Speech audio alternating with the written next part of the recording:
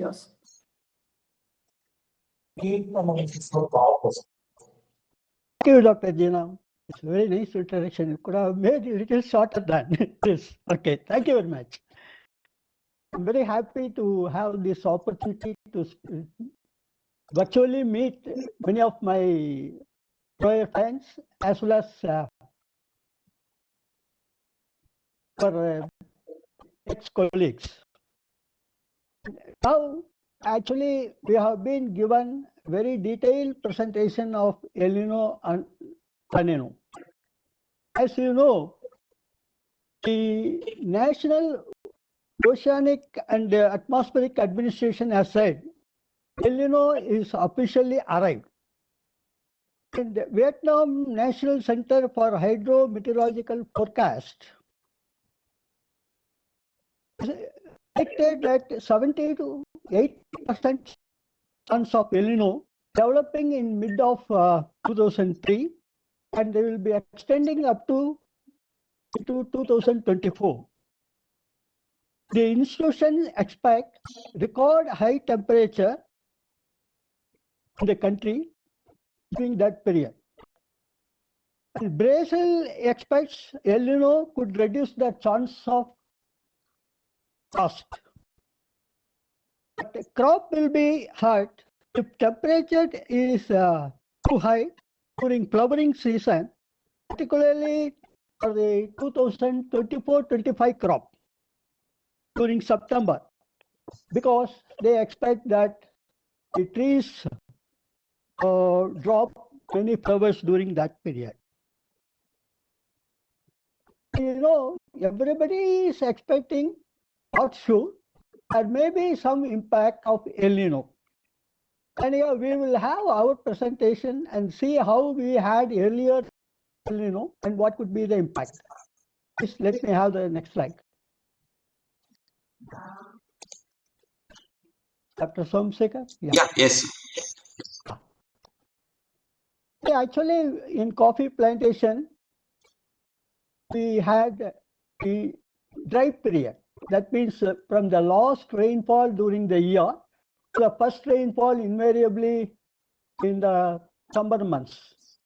The last rainfall may be November, December, and the first rainfall may be February, March.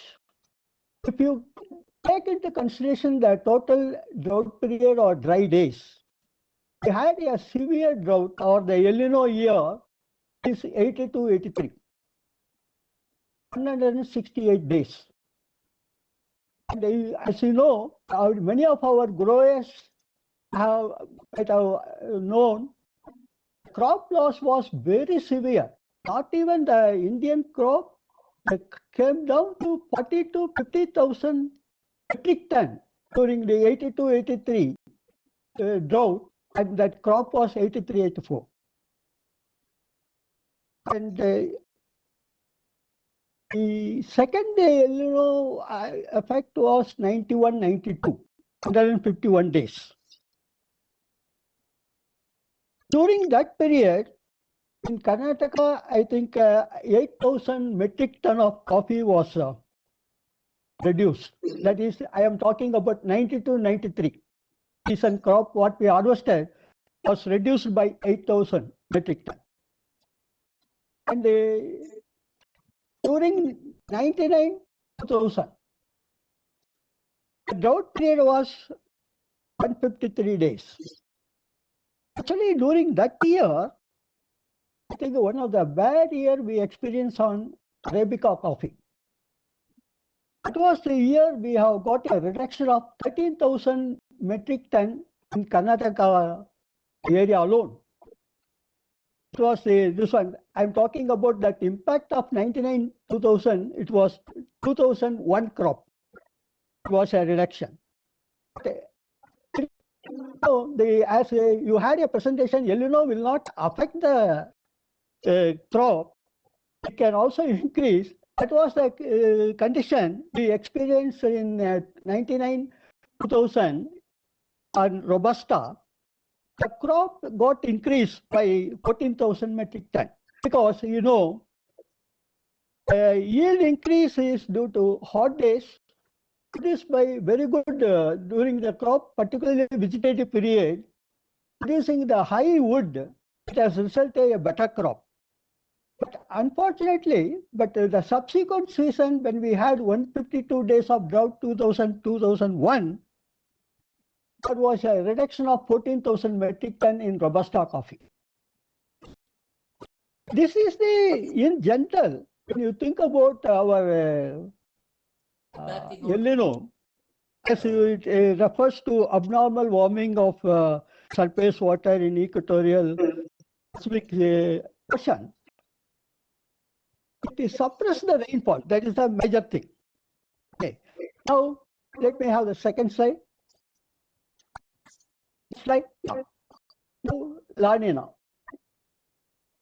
When we had 82-83 drought, 1984 was the very good year, La Nina year. Actually, we had a very good rainfall and the coffee production was so high subsequent to the El Nino year. And the next La Nina year was 1993. And that time also had a good crop. Actually, in fact, we were having very good rainfall from 2012 up to last year.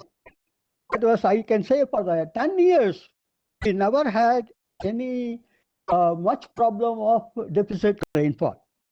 All these years are good years with a good rainfall distribution. Especially the La Nina year, particularly 2021, we had all the months good rainfall. And the crop was the highest crop we ever realized. Particularly Robusta crop in Karnataka was 1,73,625. Whereas it was less in previous 2 years. Actually, as the La Nina years, Central and South American producers have suffered excess rainfall during last 3 seasons are now having normal normal weather this year. This is in general about what is about the coffee of our plantation. Now, next slide, please.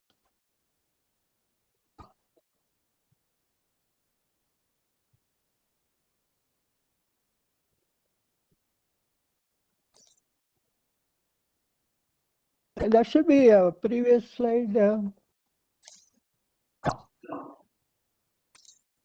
This one slide is missing. Yeah. Yeah, next slide, please. Yeah. Okay. Okay. Okay. Yeah. See, actually, this time, what we had the problem was actually the deficit rainfall and this one. Yeah, correct. The receipt of early blossom shower during January we had this year was some actually good rainfall. Was some, resulted in blossom. Some of the areas had insufficient blossom shower. Some area did not get blossom shower on time. It was very late. And some of the areas got running blossom. And after receiving a good rainfall, long number of days, they did not get any backing. And particularly less rainfall in June. Many of the plantation compared to the previous year. When you think about the deficit rainfall, next slide, please. Actually, I should thank many of my grower friends who have helped me to give me this data. From there, this one, everything is from our own planters friends and who have given me this to find out the deficit level in various various plantations. And you can see the deficit is ranging from 23 to 60%. That means 185 mm rainfall to 477 mm rainfall. It will be 7.25 inches to 18.78 inches deficit. That way that almost all the areas experienced less rainfall, and overall up to June, the rainfall was very, very low. Even in Kerala and Tamil Nadu, next slide please. You can see the deficit was similar to that of in Karnataka, and you have up to 605 mm wattage up to ending June. So during July, there was some good rainfall in majority of the places. We had from 330 to 1,110 mm. A good rainfall has been received many of the places. Again, I think in August we had a very less rainfall. Even Tamil Nadu recently received a good rainfall, particularly even Palni area. They had about 5 inches rainfall in one day also. Much of a rainfall it has not. But in general, many of the plantation as on today has got a good rainfall because of this July rainfall.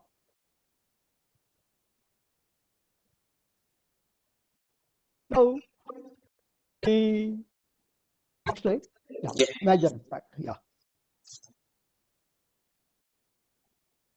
Now, during this period, the temperature was ranging from 36 to 40 degrees centigrade, particularly March to May. This has also hampered the growth and development. If there was a reduction in fruit set because we did not receive the backing shower on time, and also insufficient shower caused floral abnormalities and poor fruit set. And due to shortage of water, because subsoil moisture was not adequate or soil moisture was not adequate, many of our growers could not apply the first split, and it went up to June to receive at 1 or 2 inches of rainfall. Actually, we received around 90 mm in June. That has only helped for the people to apply, farmers to apply the fertilizer. And the scenario really has reduced the next year wood. If you look at the number of nodes produced in the new shoot, not even 4 nodes till the end of July, August. Actually, by the time we should have got 6 to 8. That means the next year cropping wood is badly affected. And also, in some of the plantation, fruit growth is not normal size. It is a smaller size because of insufficient shower. And as impact of multiple blossom, you have got the 4 stages of berry growth. That is the problem that this year we are facing it. Next slide, please. So this type of weather is come across more incidents of stalk rot, particularly in Robusta coffee. And the prevalence of high temperature during summer months, I think our stem borer incidents have rapidly increased because previous 2 years we had very good rainfall and there was not much, and it was I think say single digit per acre, the incidence level. Whereas this year they are reported to be very high. And we also have this year peculiarity is the big size fruits which are formed due to the rainfall November, December, January. It is almost ready now for picking. That is the condition now. Although the extent may be around 10 to 20%, it is not economical. But we have got the ripening and we have to address it. And due to shortage of water, our storage capacity in the plantation decreased drastically because many plantations, even till today, not even half of the tank is got filled up with the water because of the shortage of rainfall. Next slide. And this year, many of our plantations have taken up shade regulation because they could not do previous sports season, lack of labor or other non-available work. So many other factors they could not take it up. This year, as we had the experience of getting good rainfall for the past 3 years, many of our growers have opened the shade in Arabica plantation. But that has suffered with a delayed shower this year.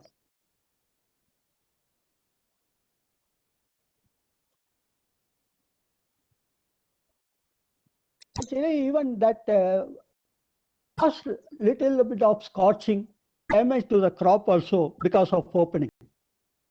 And we could not take up any planting program due to shortage of water or soil moisture.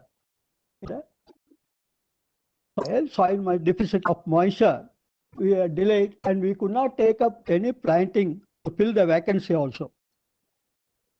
The planting program also really got delayed and people have started or farmers have started now recently after getting the July, August rainfall, they started very lately. Next. So this is the impacts. Now, what is our suggestion?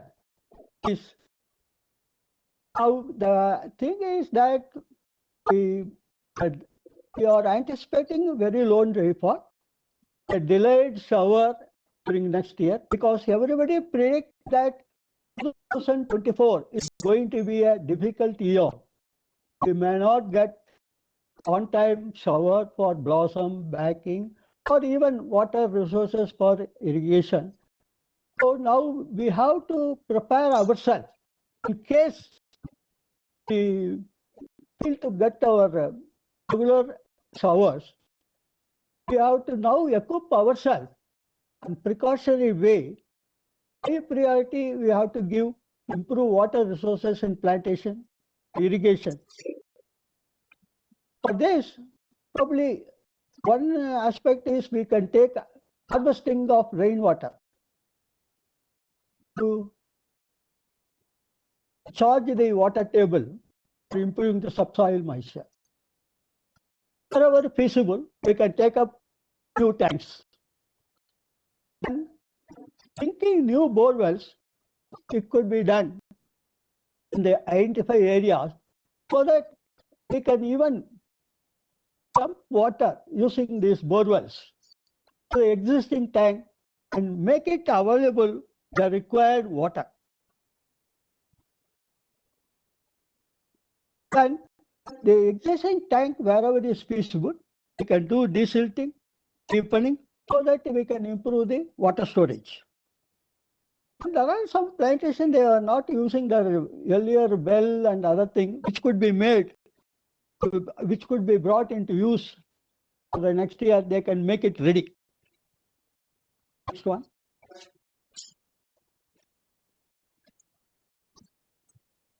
Now, even though how recently many of our grower friends have applied the first split, the second split they can apply it immediately. Now we have got receipt of rainfall is quite good and not waiting for a very good shower because we usually wait some 3 to 4 inches of rainfall to have it so that we will have sufficient moisture, thinking that we may delay. But it is better now. We cannot expect a very good rainfall. It's better not to wait, and when we get some rainfall, we can apply so that Even the smaller rains can help us under the present condition because subsoil moisture is adequate. We can go ahead with the application. With a gap of 30 days, we can give the second application. Next problem is that extension growth. All at what I was telling, we were seeing only 4 nodes or 5 nodes against the 6 to 8 nodes. Strategy for August ending, we have not got that. Actually, we have to boost the next year wood, especially the yielding Robusta, young plants and other things, and the yielding Arabica, which has got a more vigor and growth. We can think about applying the third split also. And we have the second split application with a gap of 30 days and with a receipt of 2 to 3 inches rainfall, we can go for the third split so that we can boost the growth and also help the fruit development, which is that size is also small, which can also get improved on the fruit growth and maturity. Next one.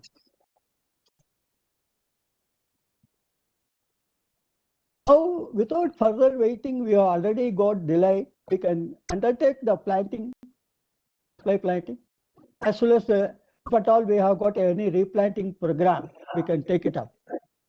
Only thing is, while taking the replanting program, probably we have to take going to be the subsoil moisture, going to be a sin mark. We should make it a plan while closing the pit itself. We can use this mixture, 1 or 2 kg of compost, farmyard manure, or 250 grams of neem cake, 150 grams of rock phosphate, along with the jungle soil, good topsoil. We can fill it up so that moisture retention is going to be high. In addition to that, we always take a little late planting for developing the shade. But this year, we have to give more importance to develop the lower canopy shade. Along with the planting itself, we have to take, even though it is late now, we can bring it up so that the required lower canopy shade is a must under the situation when the rainfall is going to be less during October, November, December. It may be difficult for the young coffee to get establishment. Sir, sorry to cut you. Yeah. This Mesopis MMI, what is the local name for that, sir? Sorry, which one? You've written Mesopis. Mesopsis. Ah, Mesopsis. Okay. Mesopsis it is. Okay, thank you, sorry. Mesopsis evening. Yeah. Okay. Now we have to go for staking, mulching, and sheltering. We should not delay it further. Immediately after this one, and also we have to commence our post watering. Next slide, please. So generally, we always think that after planting, you will survive and it will develop well and all. Under the present situation of low rainfall, we have to give some aftercare measures. We have to give watering regularly and protect the subsoil moisture by mulching.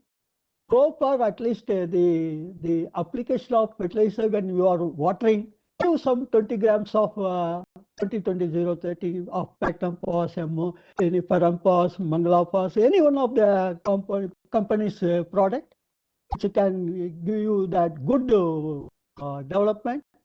And we can avoid in the open patch, we can even go for planting of cover crops like cowpea and horse gram, but it should be slashed before flowering so that you can enrich the soil. Fertility of the soil will increase the slashing of this cowpea and horse gram. Then to boost the growth and also to withstand the drought period, better to give 19 NPK 1 kg per barrel for 200 liters of water at monthly interval. It will help you to maintain the growth as well as the drought. Next one, please.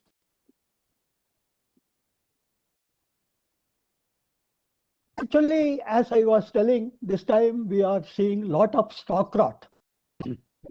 The major problem in Robusta.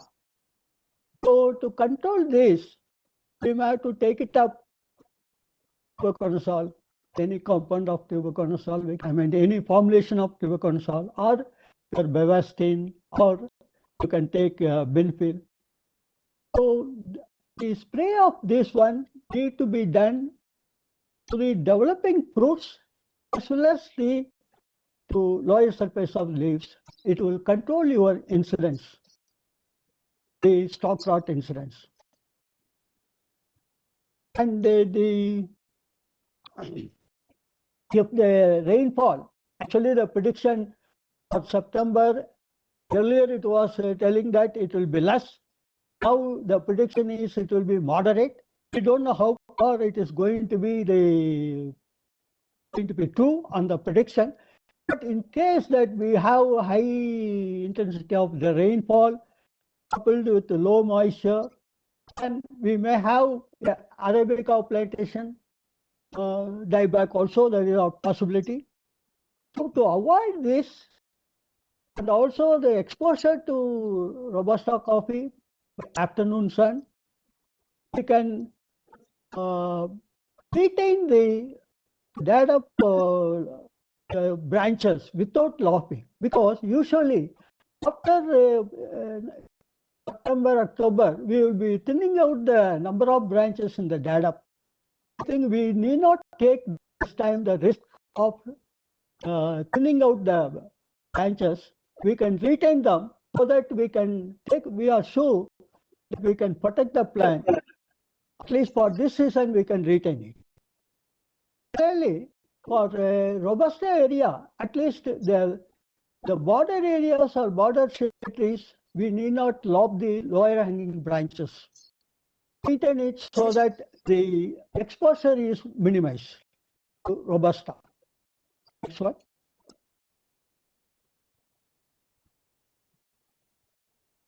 So, as I said, we are having some 10 to 20% ripe fruits on the plant.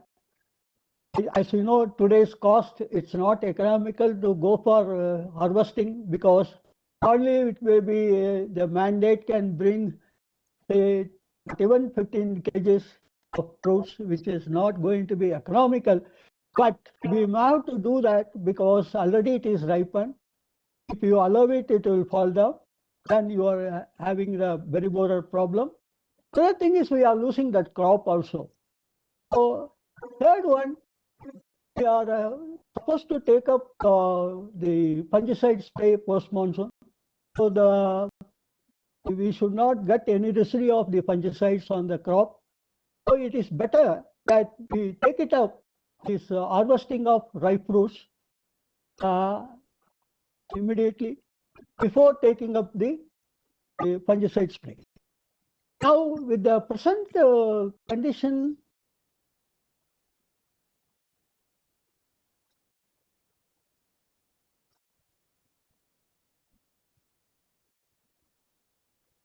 of leaf rust incidents in the old plants, in old Arabica plants. In some of the areas we have got incidents. So now we have to take it up the fungicide spray. Hexaconazole will be the best because it's a curative. Because when we have the Bordeaux is a preventive. But when already we have got the leaf rust, the better option we have got is going for a hexaconazole.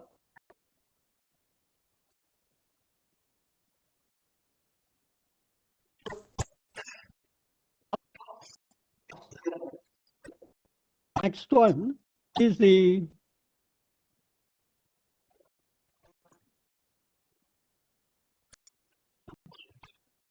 as you know, the dry weather, if it is persisting during the pre-monsoon period, the increase in temperature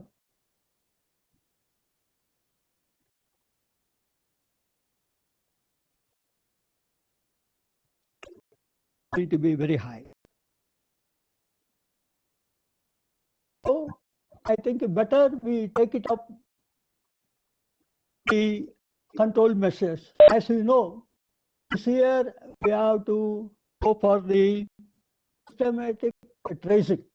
That too, we should complete it by this month because the temperature, this one, the activity or the peak period will be even early. The temperature persists more. So we have to do systematic tracing and destroying. Second one is the option is that installation of pheromone traps. In advance when we could say integrated pest management, we should do this installation. Third one is we have to take up the swabbing. How we recommend the pentavate 400 ml of pentavate 50 EC in combination with the 200 ml of wetting agent per 200 liters. It gives you a good control on the stem borer. And the plants have got a good crop and you want to retain, we can do the wrapping of the stem as well as the primaries. For that, infestation will not spread to the other plant.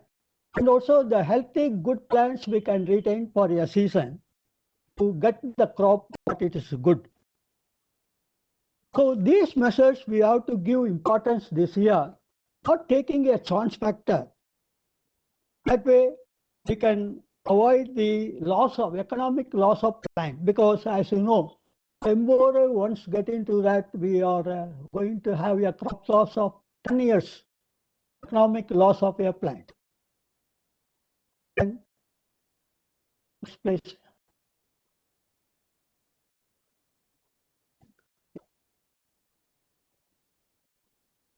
Now, actually this year, many of the plantation could not do any cleaning collection.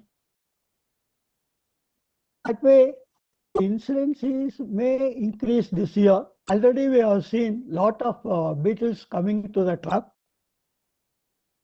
And also, usually heavy monsoon, the mortality of berry borer will be always high. But since this year, the monsoon is very weak, the mortality is low. So, likelihood of getting more chance for the infestation. So, it is better to do the installation of broker traps. And also, as to control the infestation, we are recommending Beauveria bassiana, which could be also done to control. As a last resort, we have to go for the chlorpyrifos spray.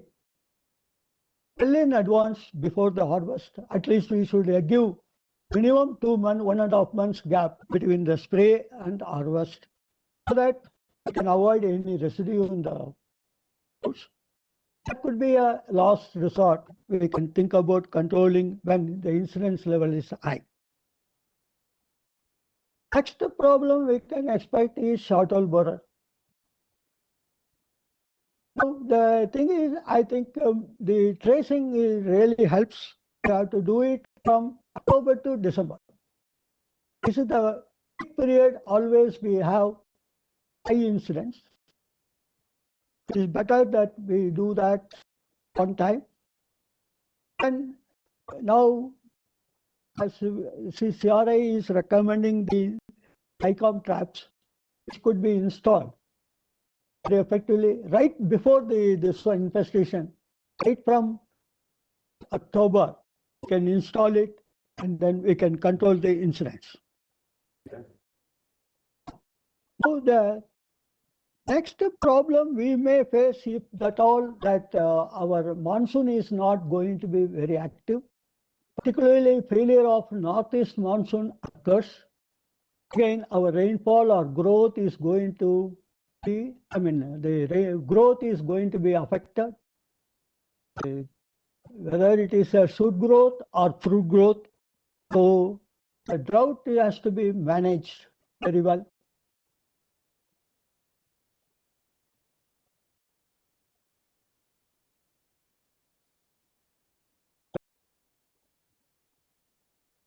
Water, better we can go for winter irrigation, especially where whatever water you are using now, it can be get refilled due to spring activity and other things. You can select such an area also, possibly to do winter irrigation.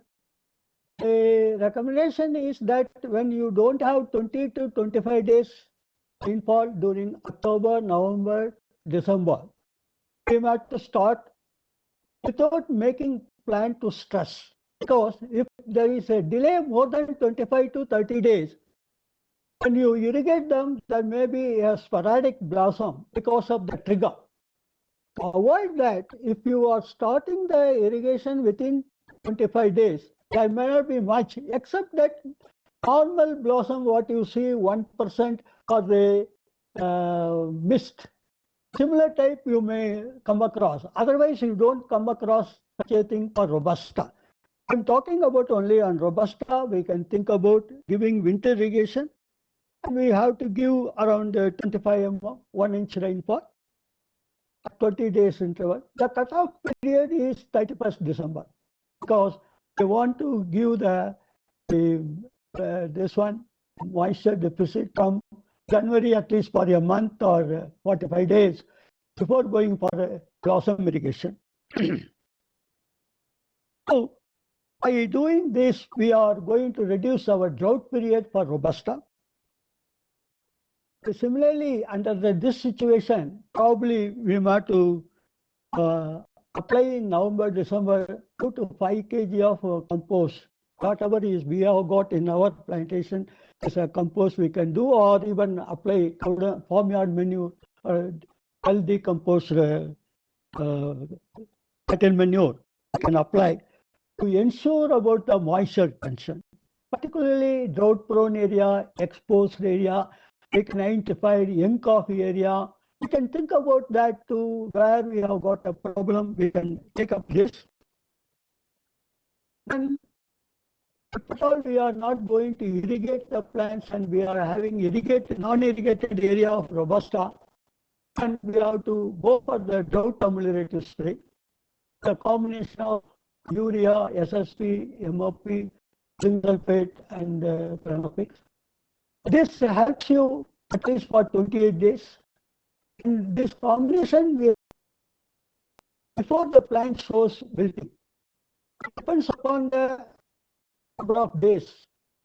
Invariably, within first fortnight or second fortnight, we have to give the first spray, and it should be repeated after 28 days to make the plant withstand till that normal receipt of shower during March, April.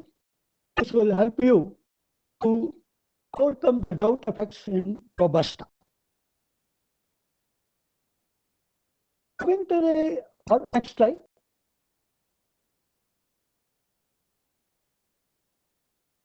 Next slide, please. Yes, sir. This is please. Harvesting of crop.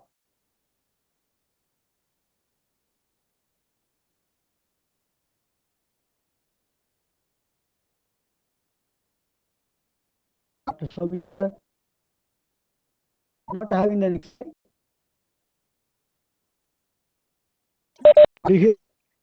Sir.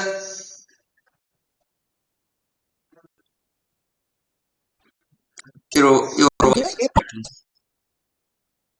I am not seeing the next slide. Yep. Harvesting of crop. This is the slide, sir. Harvesting of crop. But it is not there in my this one. Next is blossom and biting. Wait.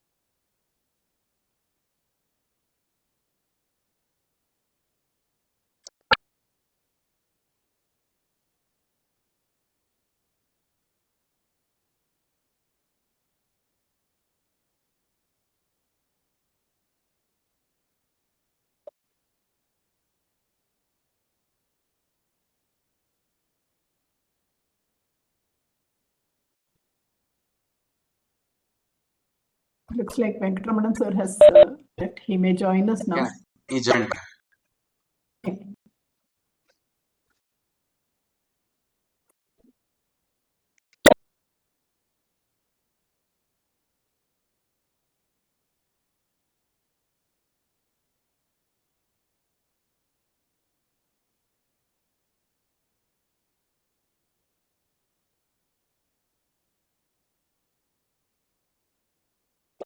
For the information of the participants, the whole webinar is being recorded and we'll be sharing the YouTube link for the benefit of those who could not participate today.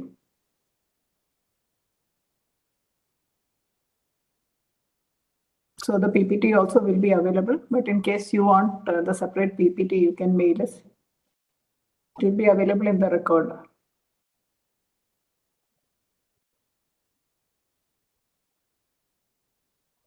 We have, after this, this will be followed by the question answer session. And then we will have presentation from Dr. A.G. Shankar sir. We will continue it after Venkatramanan sir's presentation. We have reached the last few slides. Probably sir will join us now and restart.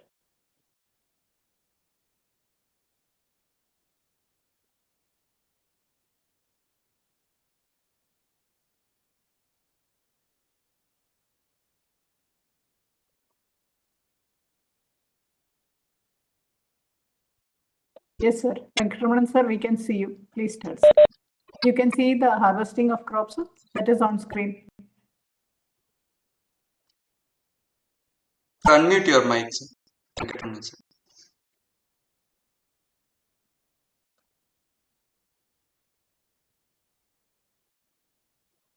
Sir, we can't hear you.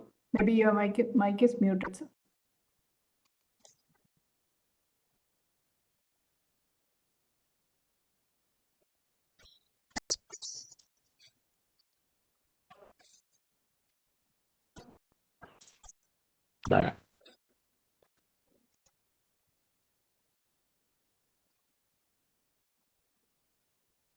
Sir, Venkatramanan sir, we can't hear you. Maybe you should unmute your mic, sir.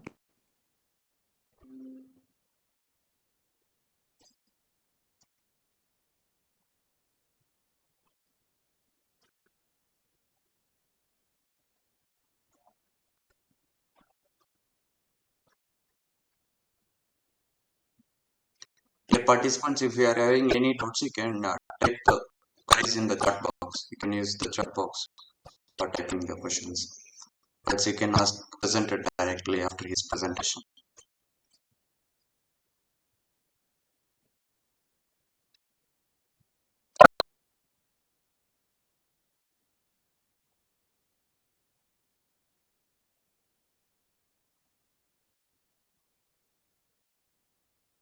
Any connectivity issues, Dr. Somshekar?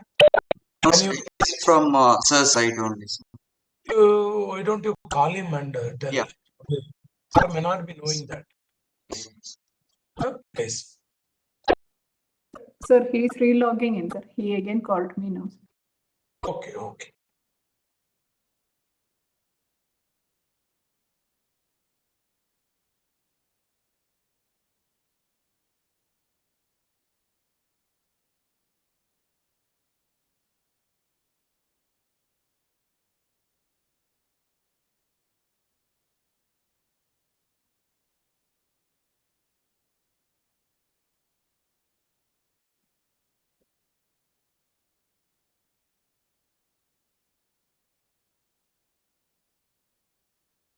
Oh,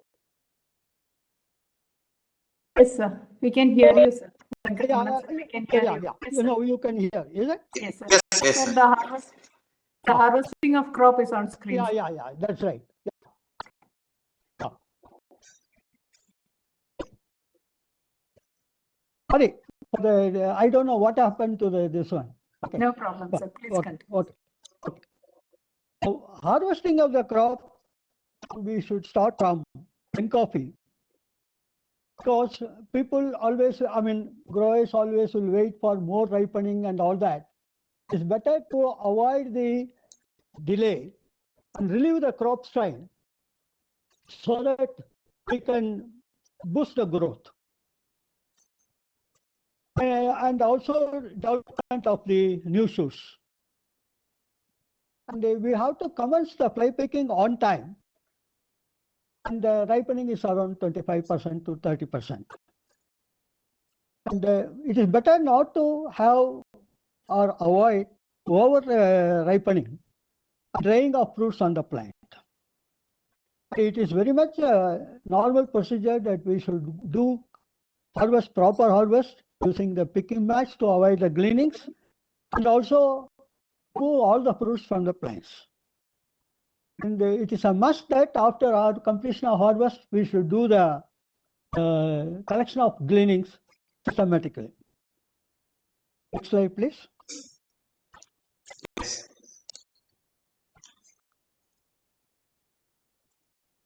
So blossom and backing irrigation. So generally now, Robusta irrigated area, we prefer, as I said, that non-irrigated area, we will go for the spray. Irrigated area, better that we will go the irrigation feasible area, so that we are ensuring crop high productivity. The irrigation, when we have to give, we have to think about the flower bud initiation and maturity, because it is not advisable to go for blossom irrigation immediately after the harvest. Because, as you know, when we relieve the crop, only then the flower bud which has been developed already on the plants will have the maturity. It takes around 30 to 45 days depending upon the period. For example, when we are harvesting the crop in the month of December, then we have to give something around 45 days before irrigation. If we are relieving the crop in the month of January, probably 30 days. If it is February we are relieving, 15 days to 20 days is sufficient before undertaking the irrigation. The whole idea is that especially first 3 nodes or 4 nodes, that the flower bud development is not full and it is not matured enough to respond to your irrigation. As you know, the Robusta is a cross-pollinated species. We should have uniform blossom, single blossom. It makes that more high percentage of fruit set for cross-pollination. For that reason, we should give sufficient gap between the harvest and the irrigation. As you know, at the time of irrigation itself, we can give first split dosage of fertilizer, whatever based on our recommendation on the crop, so that we are ensuring to boost the growth of the next root, and also this application helps the fruit set to have more, and also that it helps to withstand the drought. So if we are giving the irrigation for blossom, then next question is that to save the crop of the fruit set, for that we have to give a backing irrigation within 20 to 25 days from the date of irrigation, not from the date of blossom. It is date of irrigation, and when we are given, we should come back within 20 to 25 days, so that there may not be any damage to the fruit set, because generally the absence of backing shower, it can cause around 15% cost for the fruit set, damage to the fruit set. That we can avoid. And the resources are good and we are in a position to maintain high productivity. Those areas they can think about sustenance irrigation. If you are not getting further any rainfall, you can go for another sustenance irrigation, one more irrigation of 25 mm, 1 inch rainfall, which will help you to maintain high productivity. Next slide, please. So, actually, to be, in spite of all our late shower and also insufficient shower and backing shower also delayed, this year Arabica crop is really good. Many of the plantation, as you know, actually it was very good. Because of this, there was some crop loss, but even then, the crop which we are going to harvest really is good enough in many plantation. With that, this one, that may be crop strain on the plant. To overcome that, it is better that after completing the harvest, we can go for one foliar spray in the month of January or February, depending upon the completion we can give, and then go ahead with that. Just a simple combination of NPK with zinc to avoid the zinc deficiency, because the expression will be always the month of summer month, January, February, March.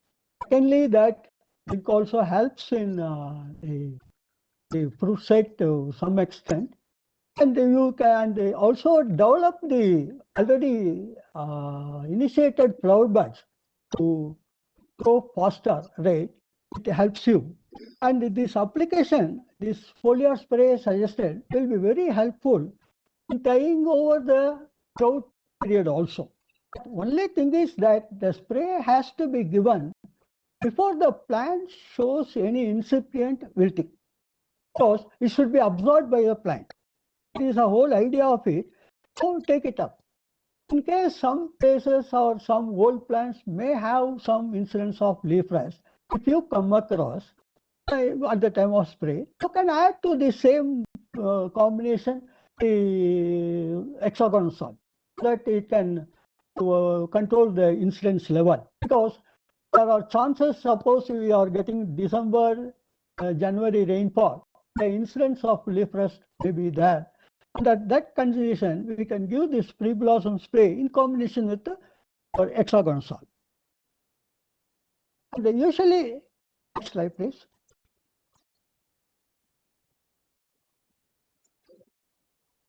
Usually, we have the shade regulation immediately after harvest. That is our usual period. Particularly, as I said, that shade regulation, doing thinning of branches in the November, December should be avoided.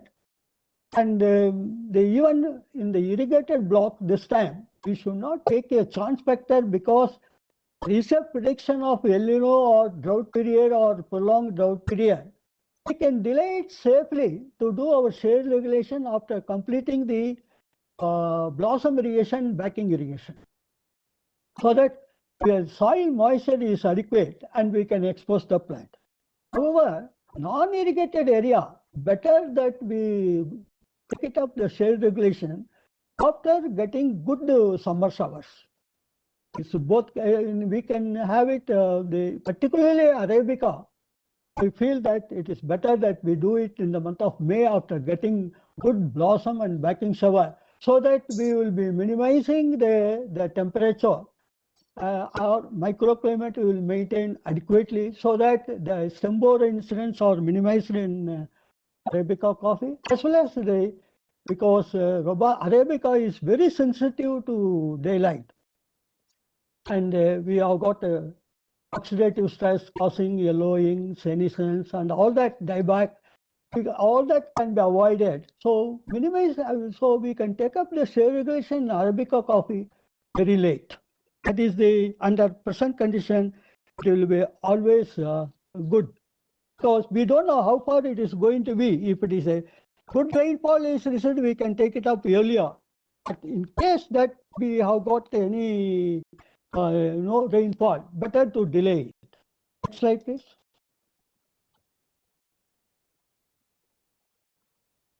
Now the question is, next days after harvest we will be doing the pruning. The question is when we have to do the pruning. Pruning, we have to give at least minimum 30 days gap for Arabica coffee, because whatever reserves are there in the plant is being utilized by the developing fruits and maturity of fruits at the time of ripening. So starch or reserves level in the plants is very low. The plant to sustain and recoup its reserve status, we give a minimum of 30 days gap between the harvest and pruning in Arabica. Whereas in Robusta, if you give 10 days gap is more than sufficient. It has got enough reserves. Only this problem is there in Arabica, and we have to do the centering and handling so that the new shoots will be formed very well. However, in both the cases, we should complete it both in Arabica and Robusta before first week of May. It will be very good because it should have adequate sunshine, and with the moisture, the new shoots formation will be very good. So that I mean, when we are doing it very late in the summer months, that means June, some persons are doing it in June. What happens is after that, no sunshine, those new shoots are formed.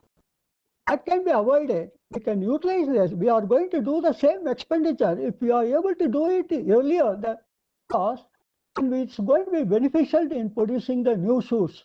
That will be the next year cropping wood. That way, it will be quite useful. Next slide, please.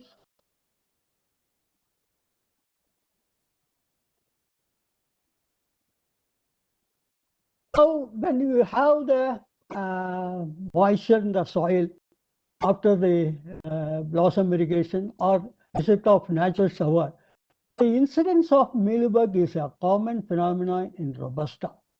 The increased temperature and the moisture to get into the problem of mealybug.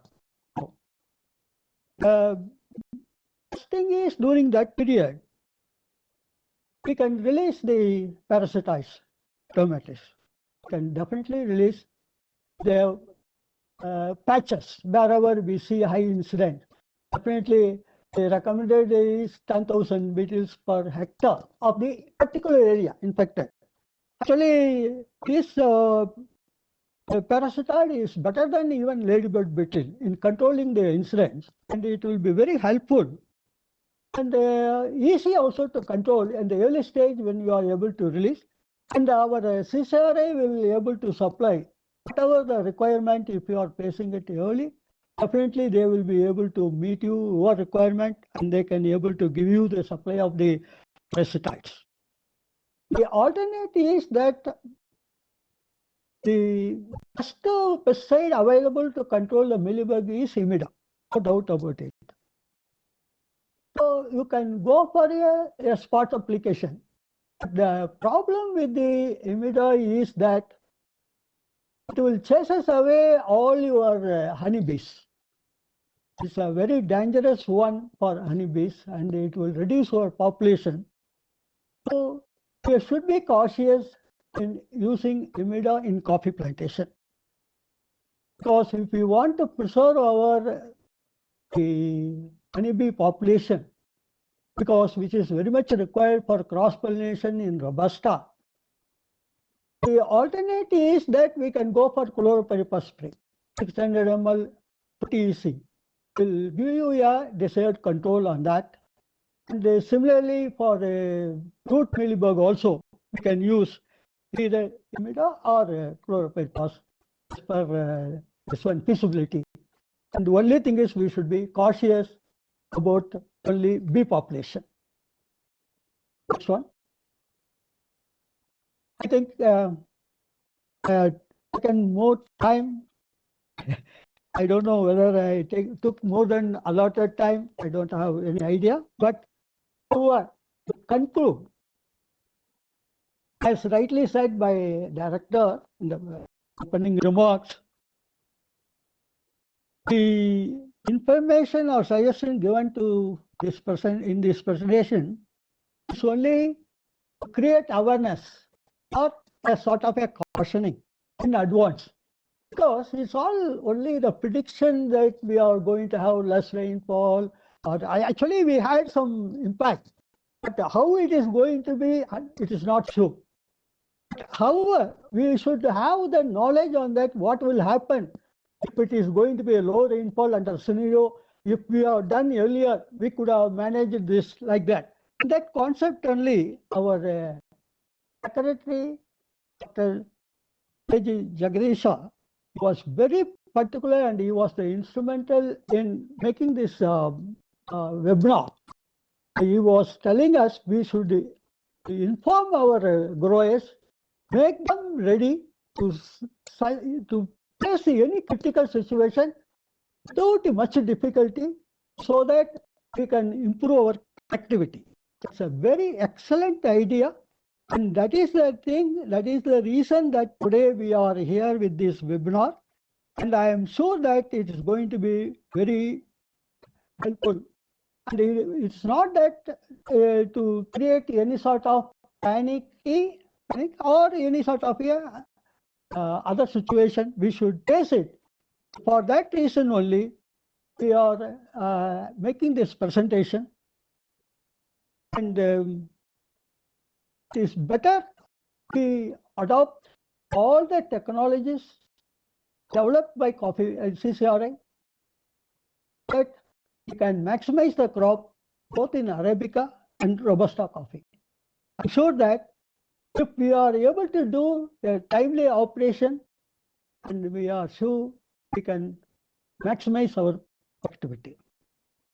With this, I like to conclude my talk by thanking our Secretary and CEO, Dr. K.G. Jagdisha, for giving me this opportunity to share with you my views on this. And also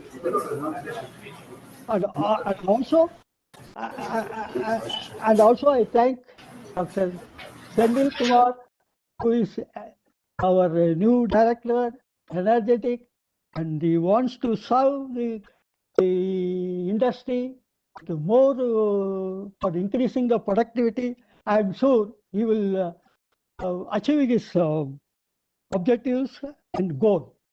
With this, I thank all my friends, all my grower friends who helped me in collecting the information on this, whatever I have presented later.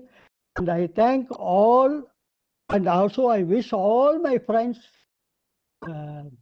how to achieve the better prospects. Thank you very much. Thank you very much, sir. You are very much on time.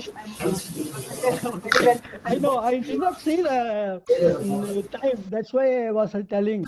I was not sure about it. You are very much on time, sir. And Okay, more very importantly, nice. you have been thanked by many people in the chat box. And there is a huge demand for your presentation. And probably with your permission, after that, we will discuss and share the presentation with them, sir. And sir, the floor is now open for question and answers. Before that, I'll just brief about sir's presentation. He has given a very detailed description on how the fertilizer schedule should change this time. Not exactly change, to manage the fertilizer application in your estate. He has also given a brief about a caution on shade removal. In the sense, just keep a caution on shade removal. Then he has, in case you're taking new planting, what all are the precautions you have to follow. Also, the rainwater harvesting structures, the importance of rainwater harvesting structures in your plantation. More importantly, he has also given a brief on the pests that could flare up and the pests and diseases and what you could do about it. And he has also touched on the blossom and backing irrigation, both for Robusta and the pre-blossom irrigation for Arabica, and what else you could do during the irrigation time to help them cross the drought period also effectively. A word of caution was also given on the use of imida, which would also chase away the honeybees from your estates. That's also important. Sir, thank you very much, Venkatramanan sir, for the efforts taken in making a very detailed presentation. And now the floor is open. Any questions for Venkatramanan sir? Madam, I have a question. Can I hope you're hearing me? Yes, sir. We are hearing you. You can talk. Yeah, Dr. Venkatramanan sir, thanks for all the presentation. It was a very good presentation, in fact, highly informative. Now, with regard to your chemical usages, I have a few questions. See, number one is for the stem borer, you are recommending the phentoate chemical. But as of now, I think from the European Union, they have stopped they have stopped receiving the coffee with regard to chlorpyrifos, phentoate, or fipronil, these kind of thing. And can I request you, like, do we have any kind of an alternate chemicals to use it rather than using the phentoate? Actually, no, it has not come. The pentavate residual level has not come to the any information on coffee so far. It was recently introduced as alternate to chlorpyrifos. And I saw that communication recently, and we might to think again some other chemical to have the control. Probably this year we might evaluate some new chemical and then come back to you on that. Because it was very clear and evident that the European Union has written a mail to us telling that phentoate cannot be used, or the produce coming from the phentoate cannot be accepted. Okay, and now recently, last year, they have written that even this imidacloprid also, if they found any traces, even they are going to reject any produce with regard to the imida traces also. So I think now it is a time to really look for some good alternatives where the European Union should accept either its coffee, paper, or anything else. Yeah, you are right. That we are looking for that also. That we will take it up and we will do that. Our CCRA will be definitely taking up that issue, and we will try to come out with some recommendation as early as possible.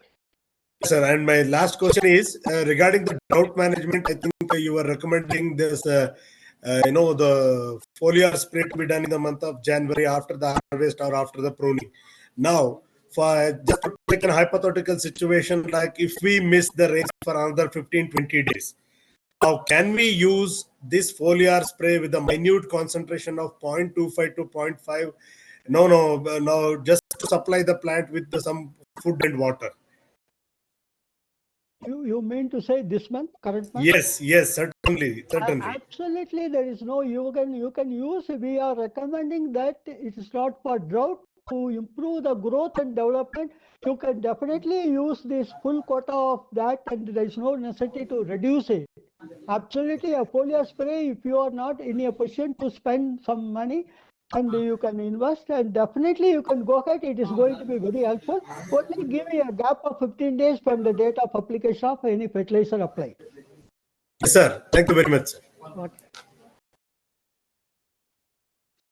Hi, sir. Yeah. Thank you for your presentation.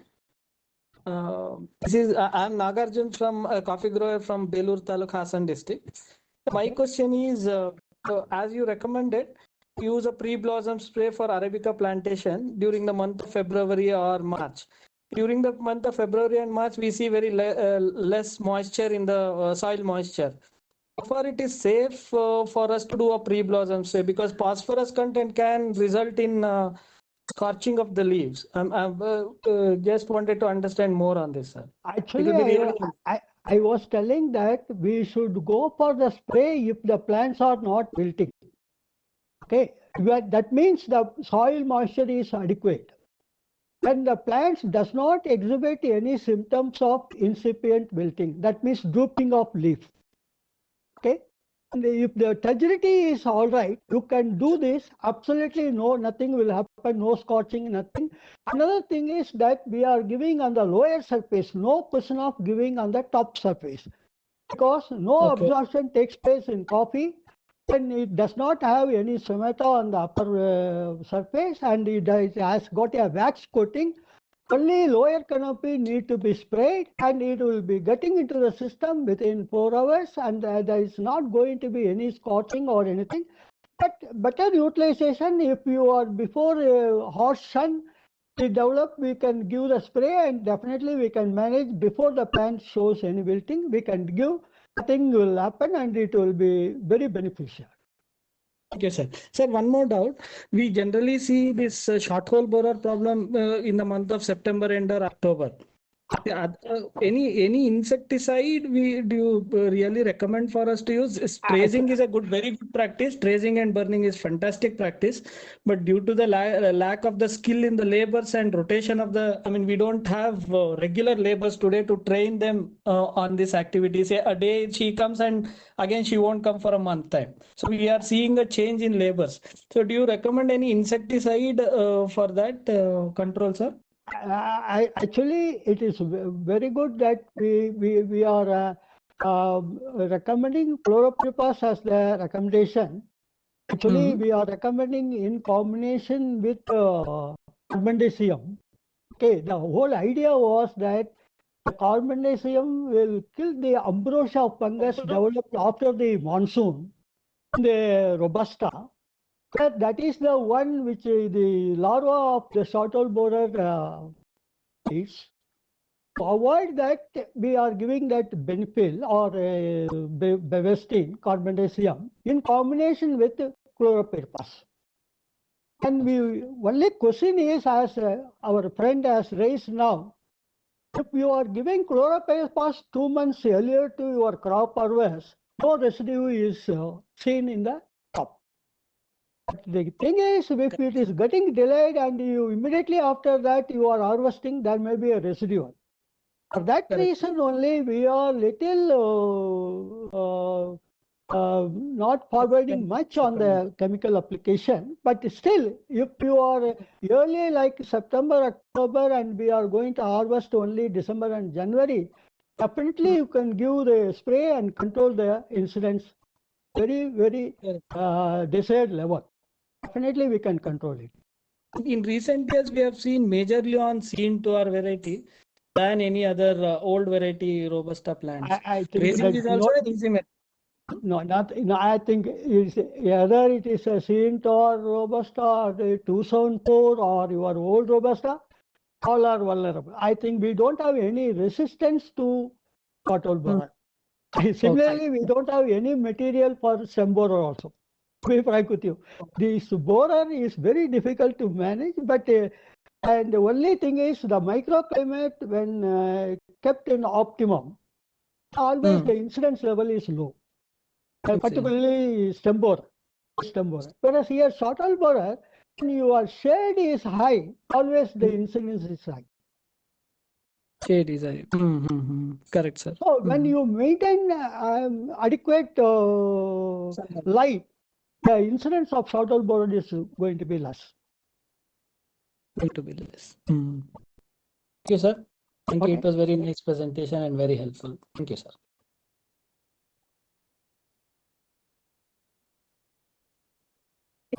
If no more questions. One question, madam. I'm C.K. Gopal from Chikmagalur. Sir, in the present situation, application of fertilizers, what is any micronutrients are required, sir? When we apply for fertilizers? Actually, no, we are supplying all micronutrient, majority of it along with the folia. Okay, sir. So we generally we are not recommending unless some specific cases require. Okay. Correct it. We are going for soil application. Otherwise, we are feeding. I mean, we are giving it through folia. Normally, this post-monsoon application of fertilizers we do at the end of September or first week of October. Okay. Which would be ideal periods are now in the present scenario? Actually, now, even now, if you are going that this one, we are not sure about the rainfall pattern. If your moisture is adequate, also already because of the less rainfall, we are getting less new shoots or less extension growth. So it is better to apply early so that you are going to have the benefit. When the moisture is adequate, you can apply it so that you are going to have a much more benefit both for developing shoots as well as the developing fruits. Okay, thank you, sir.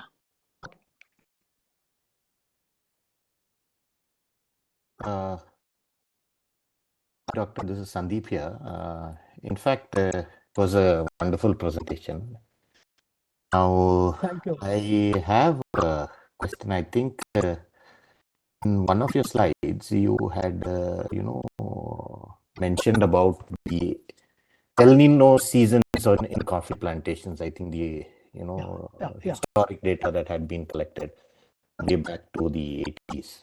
Yeah. And I don't know, since it was a quick presentation, if I recollect, I think it was in 82, 83, there was the Nino that you talked about first. Yeah, and that's right. Later to that, it was 91, 92. Yeah. And I think after that, it was in the 99 or 2000, some year like that. Correct. Yeah. So it's nice that everything was put out. Now, incidentally, I didn't catch the entire thing. However, I did notice two, instances in which the La Nina happened subsequent to El Nino. That is the very next year you had La Nina. You are correct. So is do you have any data that points towards that after the El Nino effect, there is going to be a La Nina effect? I was telling that, for example, we had 1982-83 season 168 days of drought. Yeah, correct. Okay. Yeah, and that was the longest. Yeah, I yeah. remember. And Yeah. 1984, we harvested the highest crop. It was a La Nina year. Yes, and Subsequent year. in Okay, fact, you did mention that 82, 83, we had a very poor year. And 84 was a very good year, La Nina year, and the crop was highest crop picked after a gap of 3 years. Was a very good one. I can very specifically say about La Nina. Second one is that the one 2000. So I think 93 also you did mention was again a La Nina year. Yeah. Actually, 1993 was also a good rainfall year, and the crop was quite reasonably. Not very high, it was a very good crop. Okay. Now, Totality. I am talking about totality, not in any particular region. That means not like your Kalasa region or not Chikmagalur or any. I have taken up the total Karnataka, particularly for this. Karnataka has been considered because I could get some data. That is the main reason. Okay. Otherwise, I feel that that was a good year for crop also, 1993. so would you in your the assessment of the data that you had, I'm sure you have vast experience in collating so much of data that you have done, would it be right to assume that a year after the El Nino effect, we would have a very good year? We have to live in hopes it may be possible. And actually, you might have seen in my data, the 1999, Yeah, in fact, I did 99, 2000 and 2001. 2001 also we had a long drought. But there was, and I know that year, the Arabica crop suffered, and many of our growers have was forced to do replanting. And that is the period even Coffee Board has extended subsidy component for replanting. Because the crop loss was so high, our number of plants affected by stem borer was so high, it was a very pathetic situation, and many plantation lost. But no doubt all our old plants of 795 we lost. But that was the reason when we have gone for a replanting during that program, that consecutive 2 years of drought really affected the coffee production. And there was a loss of 13,000 metric ton of Arabica coffee in that particular period. Karnataka. Okay. So I think data, we cannot really assume that the next year would be.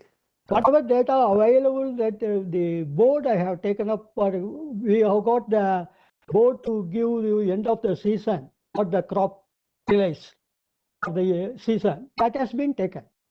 Okay. Okay,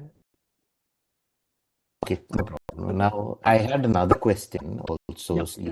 In fact, I think you had mentioned major problems that most of the planters faced last season. That would be this year, was the extensive heat during the flowering time, and we were also affected by the long duration and the extreme heat. We did in fact lose a lot of plants to the leaves dried out, and there was a small portion which got really damaged. However, I think there was one particular block in which we did early pruning, and there was a peculiar thing that we noted. In fact, a small block we did pruning early, and the rest of the blocks we did pruning late. In fact, we did it in the mid of May. And we noted that the plants where pruning was done in May have actually grown better than the ones in which the pruning was done in February and early March. And I don't know, in my personal observation, what I feel is that in especially in Robusta plantations where you have limited shade, I think the plant has a self-shading mechanism wherein if you don't prune it, at least the top leaves will protect the lower canopy and enable the plant not to be really affected by the extensive heat. So, while I actually saw your slide, I think it mentioned that we have to do the pruning. I think 15 days I after tell you 15. now, I could cut your point. You see, I have clearly mentioned non-irrigated Robusta. Okay. We have to do it only after getting sufficient moisture and this one. Okay, and you can delay it for Robusta, non-irrigated. Irrigated Robusta, we can do immediately, no problem.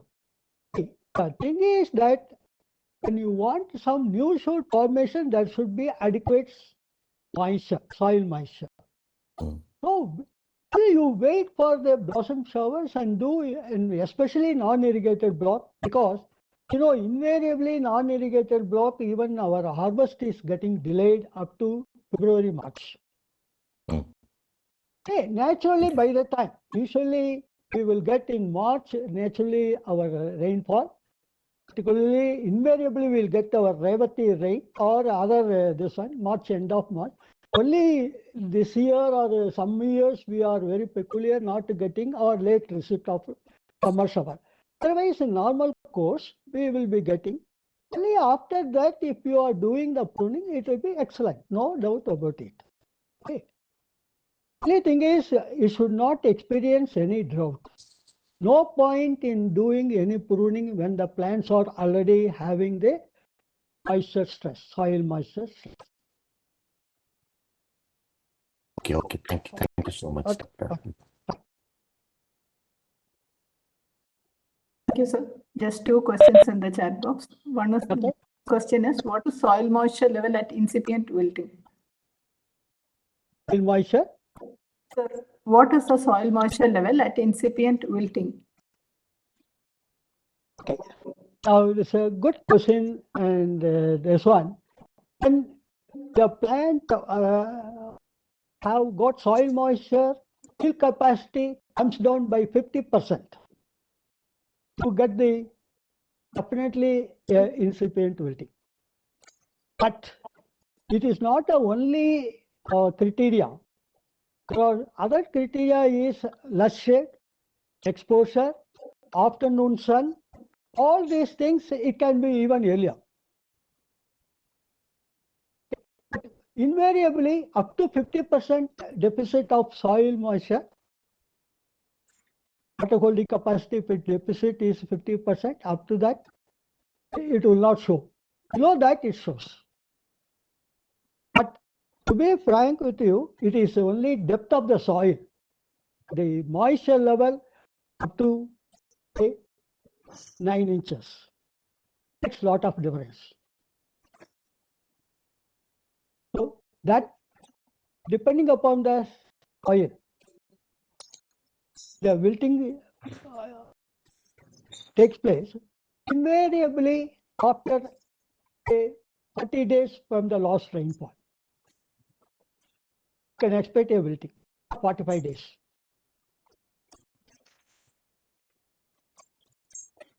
Thank you very much, Venkatramanan, sir. So I have one question. In case of, in one of your slides, you have mentioned that to alleviate the drought, nutrition spray can be given. So in that case, since most of the foliar grade fertilizers which is used for spraying, in that case also, do you still recommend to spray just below the leaves, or you would advise to spray even on the coffee fruits or Yeah, yeah. on the top of the leaves, though it Yeah. would be systematic spray, Yeah. whatever the fertigrade variety, will it help in increase in size of the coffee beans? Actually, no. The impact on that at the time that maturity is already over. When you think about January and February, majority of the fruits have attained the maturity. Only question of ripening. Okay. Number one. Number two is that it's absorption nutrient. It is only nutrient. It has got its own function. It can promote to some extent. It can extend your fresh weight of the fruits. If you want that much only, you can expect immediately some reaction to this. There may be increase in the fresh weight of the fruits. Definitely. Growth-wise, unless it has suffered earlier and it did not have much growth, there may be little improvement on the growth. But anyhow, it should be absorbed by the plant at the lower surface and get into the system. Okay. But will it help if we spray on top also, along with the lower surface? Yeah, you can do that. Absolutely, because no side effects or anything, because it's only nutrient component. And we are not going to harvest anything. We will be having 15 days gap between the spray and the harvest. Actually, there's no necessity also. Nothing will happen to it because of the spray. Definitely, it is helpful. Only our objective is that before plant showing wilting, we should spray so that turgidity of the leaf is maintained. It can maintain the turgidity of the flower bed. It will not get affected with moisture loss, because transpiration loss will be reduced, so that the plant status will be maintained. It will not suffer. And in the 28 days minimum, you can expect the plant to sustain with the turgidity. There will not be any wilting for 28 days after the spray. Okay. So, in case of that particular spray itself, in case of compatibility, will that holds good? Because single superphosphate and zinc sulfate, is it okay to combine? Yeah, actually, there was so almost 10 years trials have been conducted in 23 locations in various places of where they don't do irrigation. After that, all that it has been made this recommendation. Absolutely no problem, and it gives you the desired result.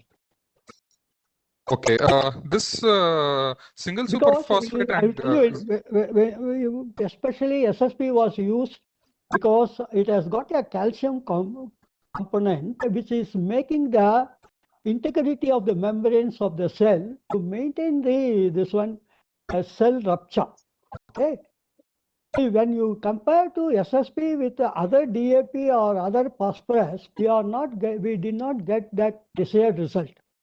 Only this combination of SSP combination has given, and it has given us very good result in maintaining the turgidity of the leaf.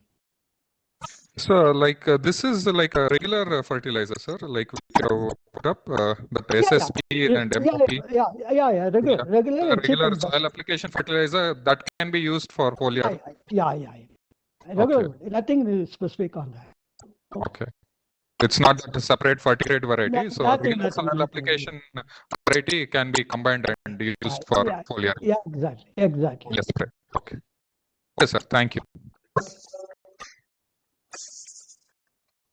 Thank you, sir. Okay, very Thank nice. you. Thank you. No, I have one last question. Sorry to take up more time. I think in one of your slides, mealybug infestation that you had touched upon. I think that is where you had mentioned about a biocontrol parasite. Yeah. That because this is the first time I've heard about it. Where do we actually get that? Yeah, I said you can get it from CCRI. Okay. All the regional station will supply. Okay. You can indent to them. Okay, and I think there you had mentioned about imidacloprid also to take care of. I was telling about that. I have got my own reservation on that, and I use. I mean, to avoid other problem, I feel more comfortable because I want to keep the honeybee population intact. I don't recommend in general. But see, nowadays, very difficult to control the mealybug also. It has developed some resistance to chlorophyll also. To be frank with you, that is the situation. So now Ibida is giving a better control than the chlorophyll. But see, to avoid this problem of this one, minimizing the population of honeybees and other things, I feel still better to continue it. But anyhow, your point is well taken that about that residual effect in. No. I was not worried about the residual effect. Yeah, I was because you had mentioned chloropyrifos. I thought, is it chloropyrifos also, actually repels the honeybees from the plantation? No, not to that extent. But one thing, there are some caution you have to take when you are going for the spray of, what you do is, will be the beehives, we should cover it with wet gunny and take it away from the field for 3 days, and we'll bring it back again to the field after 3 days. So that precaution for any insecticide, it is not only chloropyrifos, any insecticide when we are taking up the spray, when you want your honeybee population is intact, night time we have to shift the beehives to some other place and then come back here on the 3rd day after 3 days. It is the routine procedure adopted by the plantation. Already it is in work. Okay. Thank you so much, sir. Okay. Before concluding, Gina, I have to thank you and Mr. Somsekhar for extending all help in preparing the slides. Thank you very much. Thank you, sir. Your efforts are much more, sir. We only did a small work. But thank you very much, sir. You have been patient enough to answer all the questions also. We will quickly go into our third and very important speaker. He'll be covering up all the crops available. He'll give a global scenario of El Nino. And I invite Dr. A.G. Shankar, sir, who will talk on the before never seen El Nino event in 2023, its sway on agriculture production. Before sir starts his talk, I request Somsekhar, Dr. Somsekhar, to kindly introduce him. It's indeed a pleasure to introduce Dr. A.G. Shankar. Sir, all the participants, maybe some of the participants, they are not knowing you. So I will not take much of your time, sir. Dr. A.G. Shankar, sir, now he is working as an emeritus professor at University of Agricultural Sciences, Bangalore. And he worked as professor and head at the division of crop physiology, US, Bangalore. And he was also worked as a Dean, PCS and DSW at US, Bangalore, GKT. And coming to the academics, he did his PDF from Sydney University of Australia, and he worked as a visiting scholar at Sydney University, Australia from 1997 to 2000. He was also a member of the Sydney University, which demonstrated for the first time that landfill leachates can be used for irrigating turf. And also he is a deputy fellow to Camping University, Denmark. And 3 students guided under him awarded with a gold medal at MSc and PhD levels. Coming to the institutional building, he created nutrition laboratory and greenhouse facility, phenomic facility, soil mixing unit, ROS at the University of Agriculture, Bangalore. All these facilities was funded by DST and DBT Government of India. Coming to the publication, he has published more than 45 papers in international and national journals, and he visited many countries for academic purpose to attend the conferences, seminars, and etc.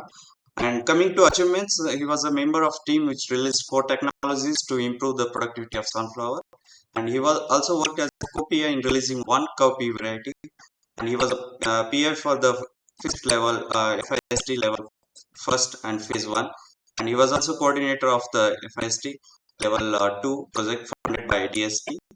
And first department, which is the first department in the country among 74 agriculture units to get FIST level 2nd grants as on the date. Coming to his award, he got an appreciation certificate from United States Department of Agriculture in PL 480 project, and he also received a lifetime achievement award from Society for Scientific Development in Agriculture and Technology. Not only academics and research, sir is also more interested in sports, and he got a university gold medalist. He was an university gold medalist in sports and represented the state and university in Kabaddi and Kho, and served as coach and member of the University Sports and Council for the last 20 years. Under Sir's coaching, one student represented South Asia Federation Games in Kho, and two players got Karnataka Rajaswa Award, and one player represented the state junior Kabaddi, and he was also member and coach of the US team and won 5 times All India champions in All India Agri University Sports Meet. It's a pleasure to have you as a resource person during our webinar, sir. And also, I request you to kindly present a topic on before never seen El Nino event in 2023, which is fair on agriculture production, sir. Over to you, sir. Share your screens, please. Thank you very much. Yes. Sir, ask them if the screen is. Yes, sir. Yeah, it's visible, sir. It's visible and your voice is audible, sir. Please. Okay. Yes.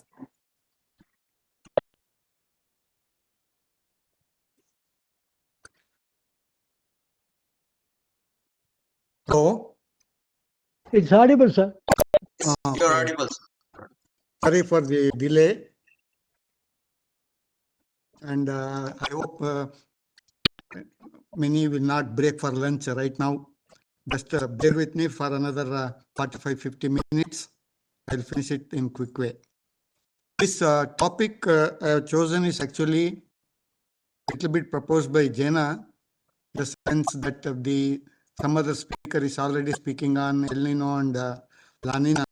I am asked to, and also Dr. Venkatramana is speaking on coffee specifically.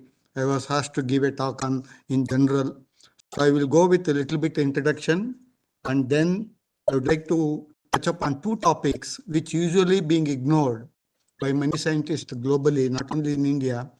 That is, what is the impact of high-night temperature? Because the increase in temperature is not happening equally between the day and night.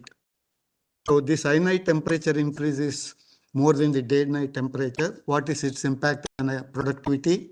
And also the impact on the pathogen aspect. Though here and there are some, but usually that aspect is also being ignored by many. But it is actually a very important aspect that needs to be taken into consideration while thinking about the food production in the country or globally. So the next, the quote I would like to use is, this phenomena of ENSO or El Nino La Nina is actually a global phenomena. That's why I put that our thinking, our understanding should be at the global level, but our action should be limited to the regional level. That is the thing that I would like to inform. And also I would like to make a disclaimer that the data and the information provided in this presentation is scientifically scrutinized and not anecdotal. Because nowadays a lot of social platforms have developed and they give all kinds of information, but it needs to be cross-checked with the scientific scrutiny. We are hearing for the last 2.5 decades about the global warming, as it was published this article in Nature way back almost 1.5 decades back. Are we digging our own graves? And I put question marks, but I think we are moving towards in that direction. So what are the important factors that are contributing for the global warming? That's the accumulation of the atmospheric gases, that is carbon dioxide, methane and nitrous oxide. And carbon dioxide, though it is giving about proportion of 72% compared to methane, which is 18, and nitrous oxide about 9%.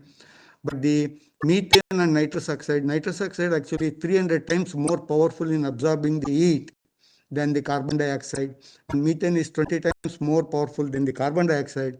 That's why though the proportion is 18 and 9%, still they are more dangerous, equivalent to the carbon dioxide in creating global warming.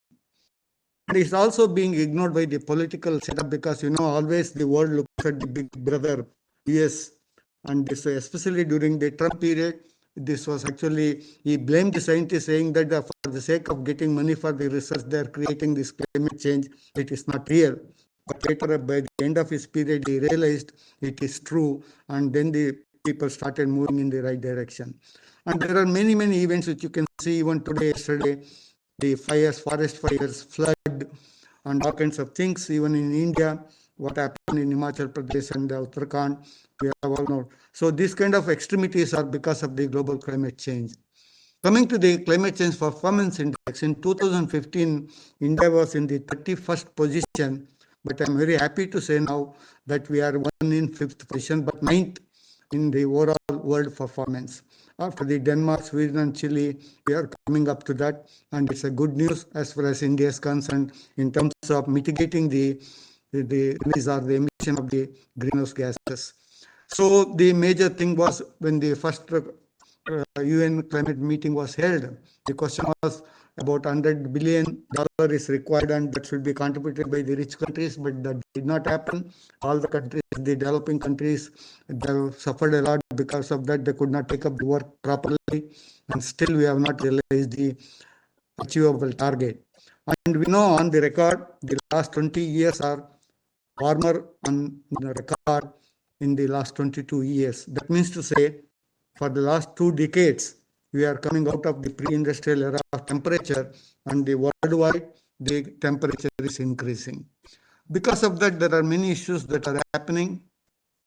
According to the International Panel on Climate Change, 20 to 30% of the plant and animal, there's a likelihood of the risk extinction, but that is actually 10 times greater than based on the recorded fossil records, and many specific animals which are specific to the extreme cold, extreme hot, and to the medium temperature. Many plant species as well as the animal species are going to extinct in the near future. To take just our overall global the scenario of the ecosystem, the Arctic alpine, the boreal forest, which is actually about 0 to -5 degrees centigrade, it's going to be moved towards the alpine region, and it's going to occupy the alpine region because in the Arctic region, the ice is being completely melted due to the global warming, and specifically some of the animals like caribou, Arctic fox, and the snowy fowl, they have no place to survive, and over the time they may even extinct. So, and another factor that is being proposed due to the global climate change is the increase in the sea level rise. So that will have the impact on all over the coastal areas of all the different countries, and this is specifically about the India. And there is a projected rise of 1 foot by 2050, which has not happened in the last 1 century. Imagine. So that has happened within last 20-25 years.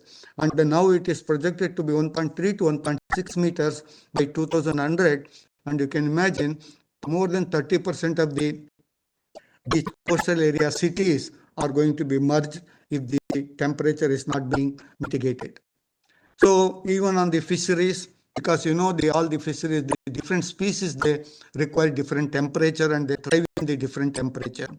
So as it becomes more warmer, the fish species try to go towards the colder area, and some of the species are going to extinct, similar to the other plants.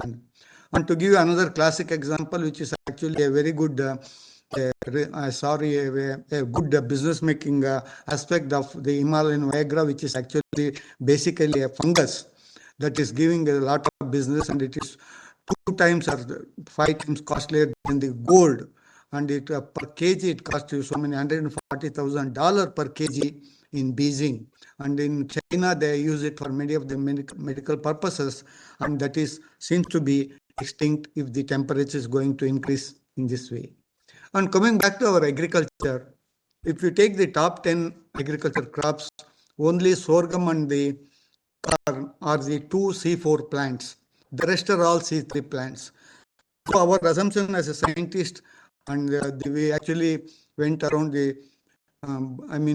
stopped beating around the bush, and we thought that it is a blessing disguise that temperature is increasing globally, because we are going to have an advantage because the CO2 is increasing, which is beneficial to the crop to have the more photosynthesis, and C4 can have the C4 will have the downtrodden in the sense it's already reached the plateau of the maximum CO2, and now anything beyond that increase, it will be C3. And having known that majority of the weeds are C4, we thought our C3 crops are going to dominate and they are going to have the good vigor seedlings in the earlier growth stages than the C4 weeds, and we thought it's an advantage. And probably during 1975 to during 1990, until that, millions of dollars are spent globally, and we were also part of one of the global project on the impact of the C3, global climate change on C3 compared to C4. But slowly, every one of us, we realized apart from increasing the CO2 concentration, the temperature is also concomitantly increasing, and that is going to be detrimental to the C3 because the enzyme which actually synthesizes photosynthetic products in C3 is a RUBP enzyme, which is very, very sensitive to high temperature. So all our efforts went in vain and millions of dollars are being spent, but we learnt it. What would have happened if there was not to be no increase in temperature, but if it were to be only increase in CO2 concentration. So, under the continuous, in the less developed countries, there are not common in India, the crop loss of 140 kg due to pest attacks is there, and it is about causing 25 to 40% of rice is lost due to pests and diseases.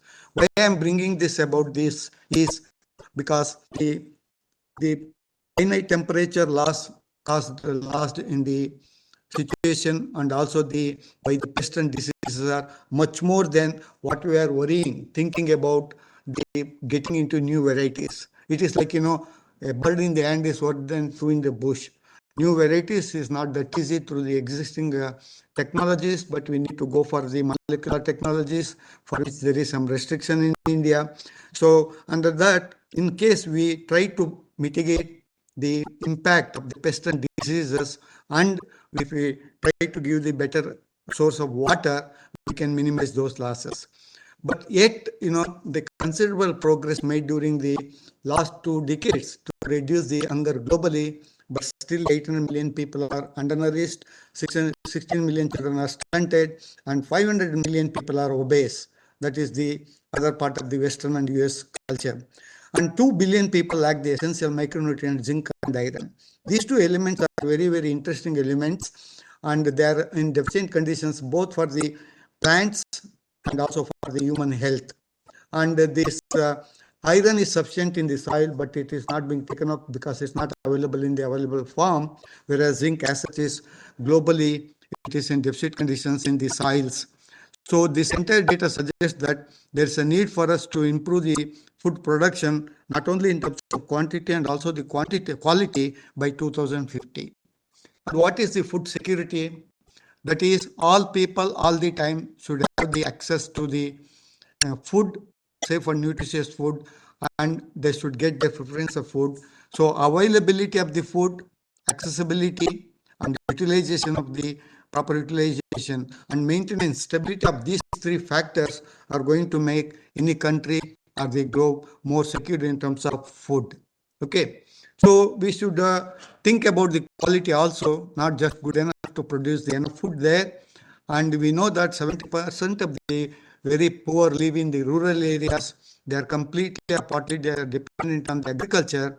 So, but the one interesting point one needs to concentrate and think about is about 500 million smallholders farms in the developing world are supporting 2 billion people.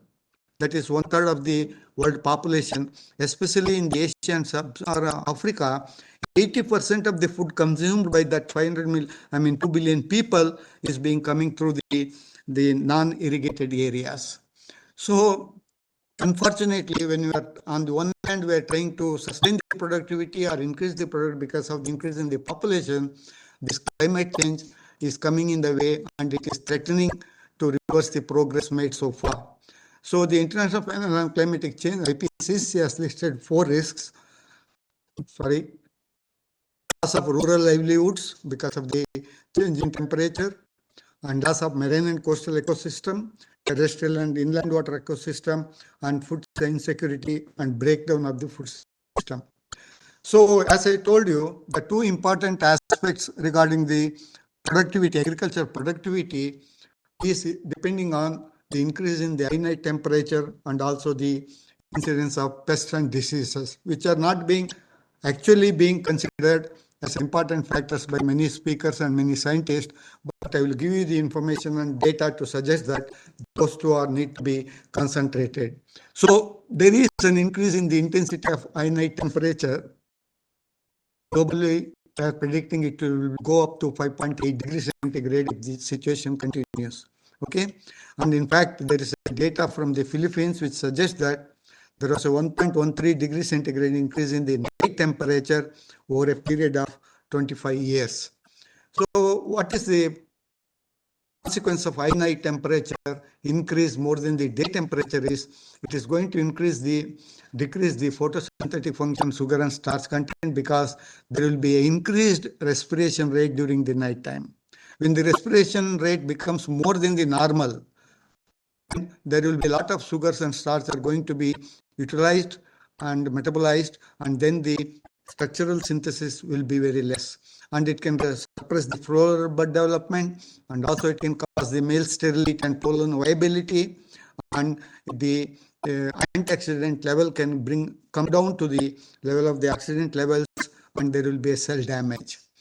So the annual mean maximum and mean temperature increased is about 0.35. Imagine the day temperature is only 0.35 degree increase, whereas the night temperature increase is 1.13 degree from 1979 to 2003, suggesting that the nighttime temperature is increasing 3.2 times greater than the maximum temperature.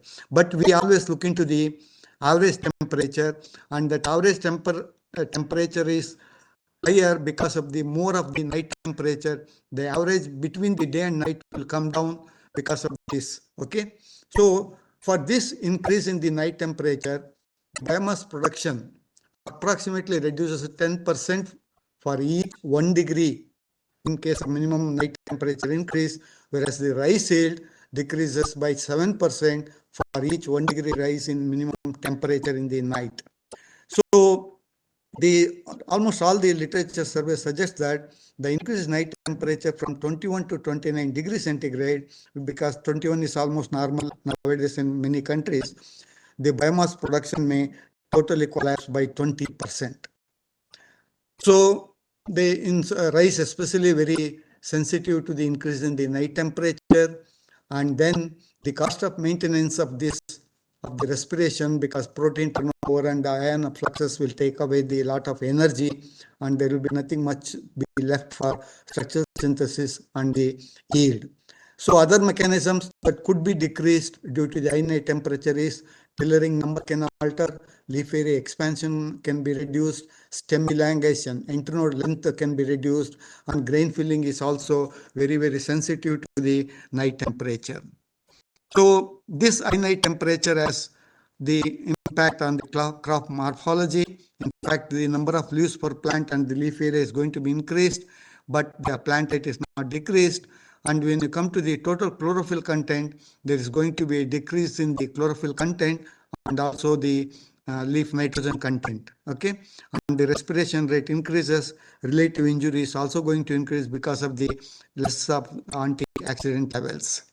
And then coming to the rice yield parameters, the spikelet fertility is going to be decreased a lot, especially in the rice, and the yield, correspondingly, the yield is also going to decrease. This is the impact of the high night temperature on the rice. And then some of the options as a physiologist would like to suggest is both the glycine betaine and salicylic acid have some promotive actions under the high night temperature. The number of leaves are actually reduced slightly, and also the leaf area, but the increase in this glycine betaine and the total chlorophyll is going to be maintained, and also photosynthetic rate is going to be more, and most of these physiological parameters are going to, and respiration rate is going to be reduced if the betaine and salicylic acid are being used, and relative injury is also going to be reduced in the application of both application of glycine betaine and salicylic acid. And this can increase the total antioxidant capacity to minimize the membrane injury of the cells. And then these yield parameters, if we go specifically, spikelet fertility increases, as I told you earlier, and also the yield is going to increase. There is a scope for exogenous application of GB and SCA to increase the spikelet fertility in rice, which was being caused by the high night temperature. Now, coming to the second aspect, plant pathogen and food security. As I told you, there's a lot of reduction of the yield, even up to 40% in the pathogens due to the pathogens in the food production. This actually, the outbreaks of this disease are increasing under the global climate scenario. So these climate change further increases outbreak risk by altering pathogen evolution, host pathogen interaction, and facilitating the emergence of new pathogen strains. The constant high temperature will, when it comes in the way of the existing strains, regular strains, then there will be a scope for an increasing or the evolution of the new strains which are going to suit for the extreme conditions. This is actually the triangle paradigm. It's not only the host and pathogen, the impact of the climate change on the host and the pathogen happens. For example, in the host, morphology may change, phenology, growth yield, metabolites, hormone productions, and immune response also is going to reduce, and cultivars will become more susceptible. Pathogen, it depends on the distribution and dispersal, virulence, population, and evolution, and also migration of the pathogens from one place to another place may also happen. And now the third angle, the another one which is majorly contributing is the microbiome of the soil. This microbiome is going to play a very, very important role in the pathogen infection of the plant through the uptake of the water, and they can come in the way. So this plant over, but still the plant disease, the impact of the plant disease is very complex and challenging, and it all depends on the pathogen replication and vulnerability of the host when the high temperature is there, because there will be a lot of changes in the morphology wise and also in the physiology way. When the plant becomes less strong, I mean, in the terms of the growth, and then it becomes more vulnerable to the plant diseases. You can see that there will be due to the elevated temperature and high CO2 levels, when the elevated CO2 alone is given, actually the more biomass production will be there, which was noticed by us also, especially in the C3 crops. And then it will become a more attraction for the pathogen and the pest to come and attack them. You can see also under high temperature, there will be a complete sweeping of the entire wheat field by the locust. That locust multiplies like anything under high temperature, and it can take away hundreds and thousands of hectares of the crop in a day or two. So these are all the impacts that are caused by the high temperature, which is also a component of ENSO and the La Nina and El Nino events. So this climate change can have both indirect and direct impact on the disease and plant pathogen interactions, and indirectly it can cause the plant to become more susceptible by altering the biochemical, physiological, ecological, and evolutionary process, and then cause. So it's always easy to make a statement, but it will be better if we give you some examples to make you to understand, yes, it is the truth and the fact of the impact of this during the high temperature and the drought.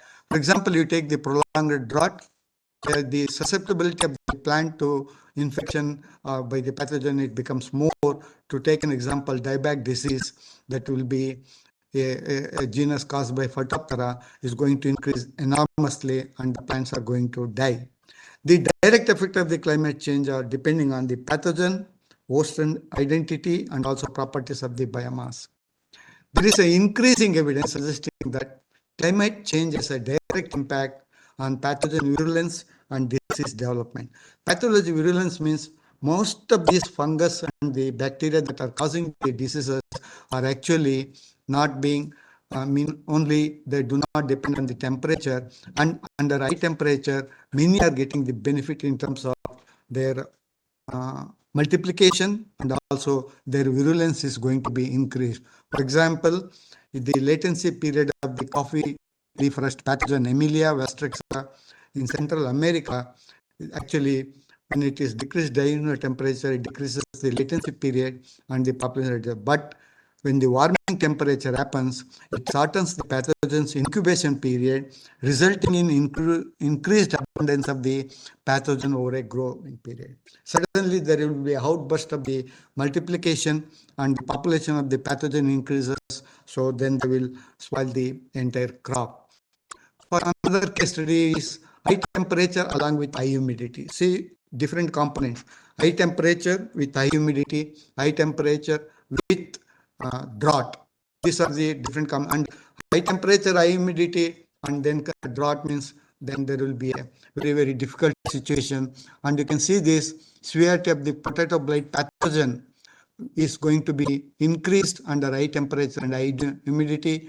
Similarly, the blackleg in the brassica species, which is going to actually, the stem is going to rot, and then it will actually fall off, or there will be a the entire plant will die. You can see the picture here, and it is more common in the brassica species, and the early senescence also it can happen in Australia, Canada, and Europe.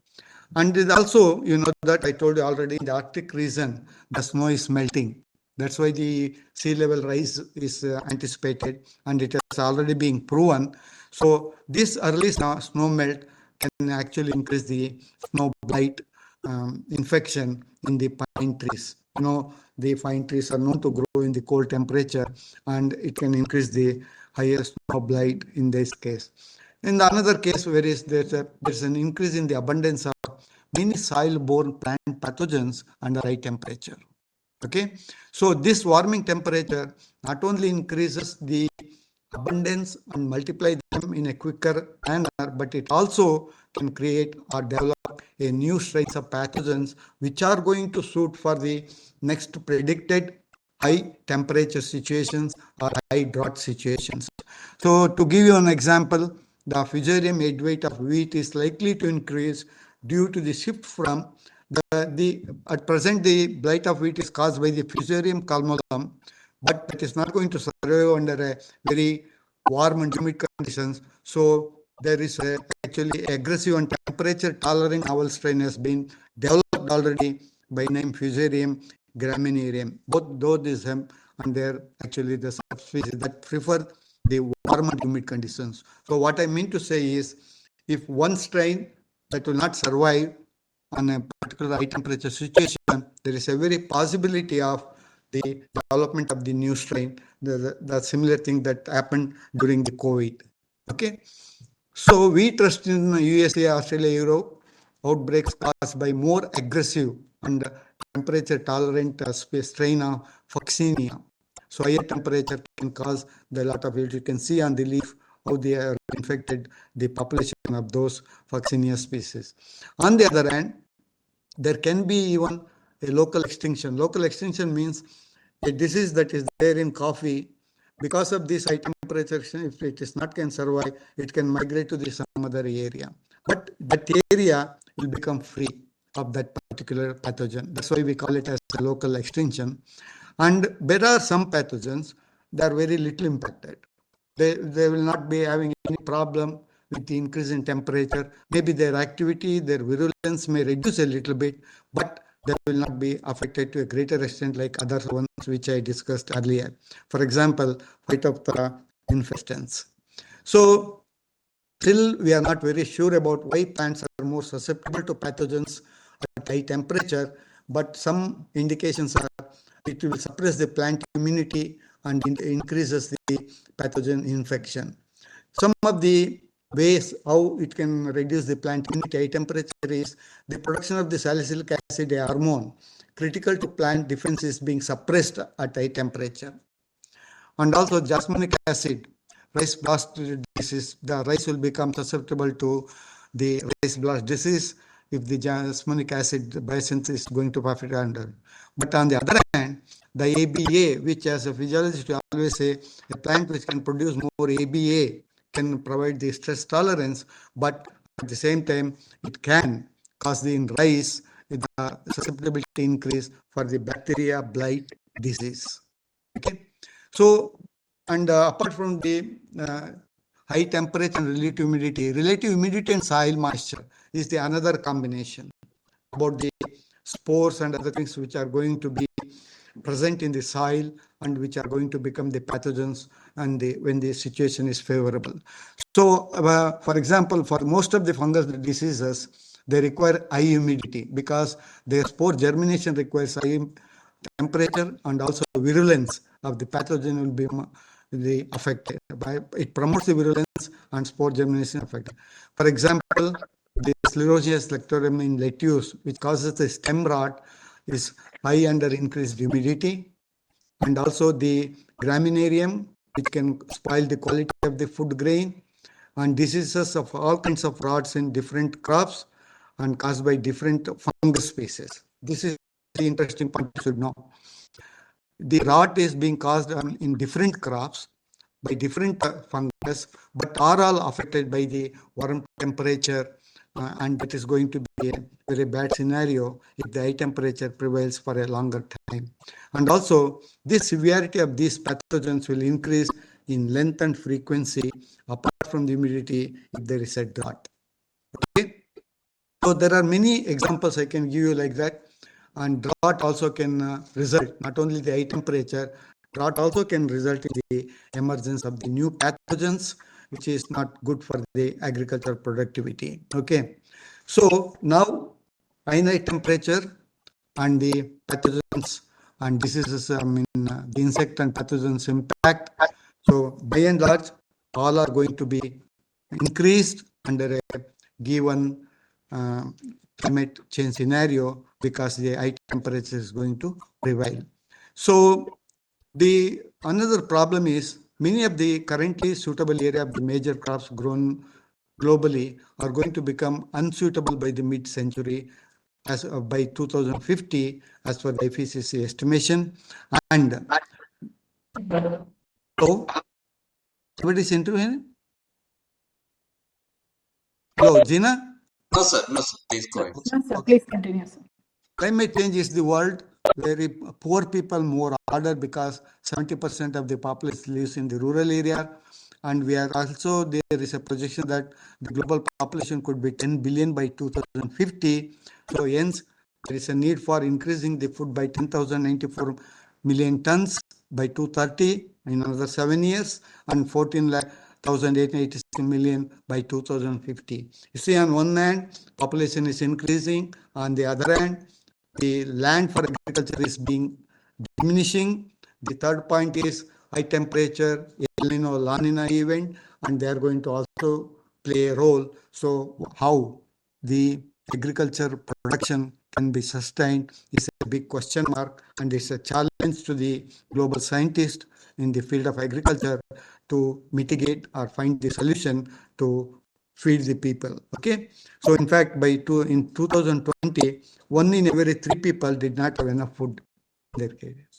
Coming to the cereals, which are the 3 major cereal crops that are required globally: wheat, maize, rice, and you can see that the wheat is produced, 90% of the wheat is produced in Asia, and the global climate change is going to have the impact on the rice production rice, and the impact on the supply of that to the different other countries, and not only supply or exporting to the other countries, even sustaining our own population, because both rice and India and China, we are in the Asian zone. We ourselves constitute about 2.5 billion now. It may be 3.3 plus by another 20 years. So it's going to be a very, very serious issue in all the 3 crops: rice, wheat, and maize. But in the maize case, there could be some survival better for them because the El Nino impact will have the positive impact on the maize production there.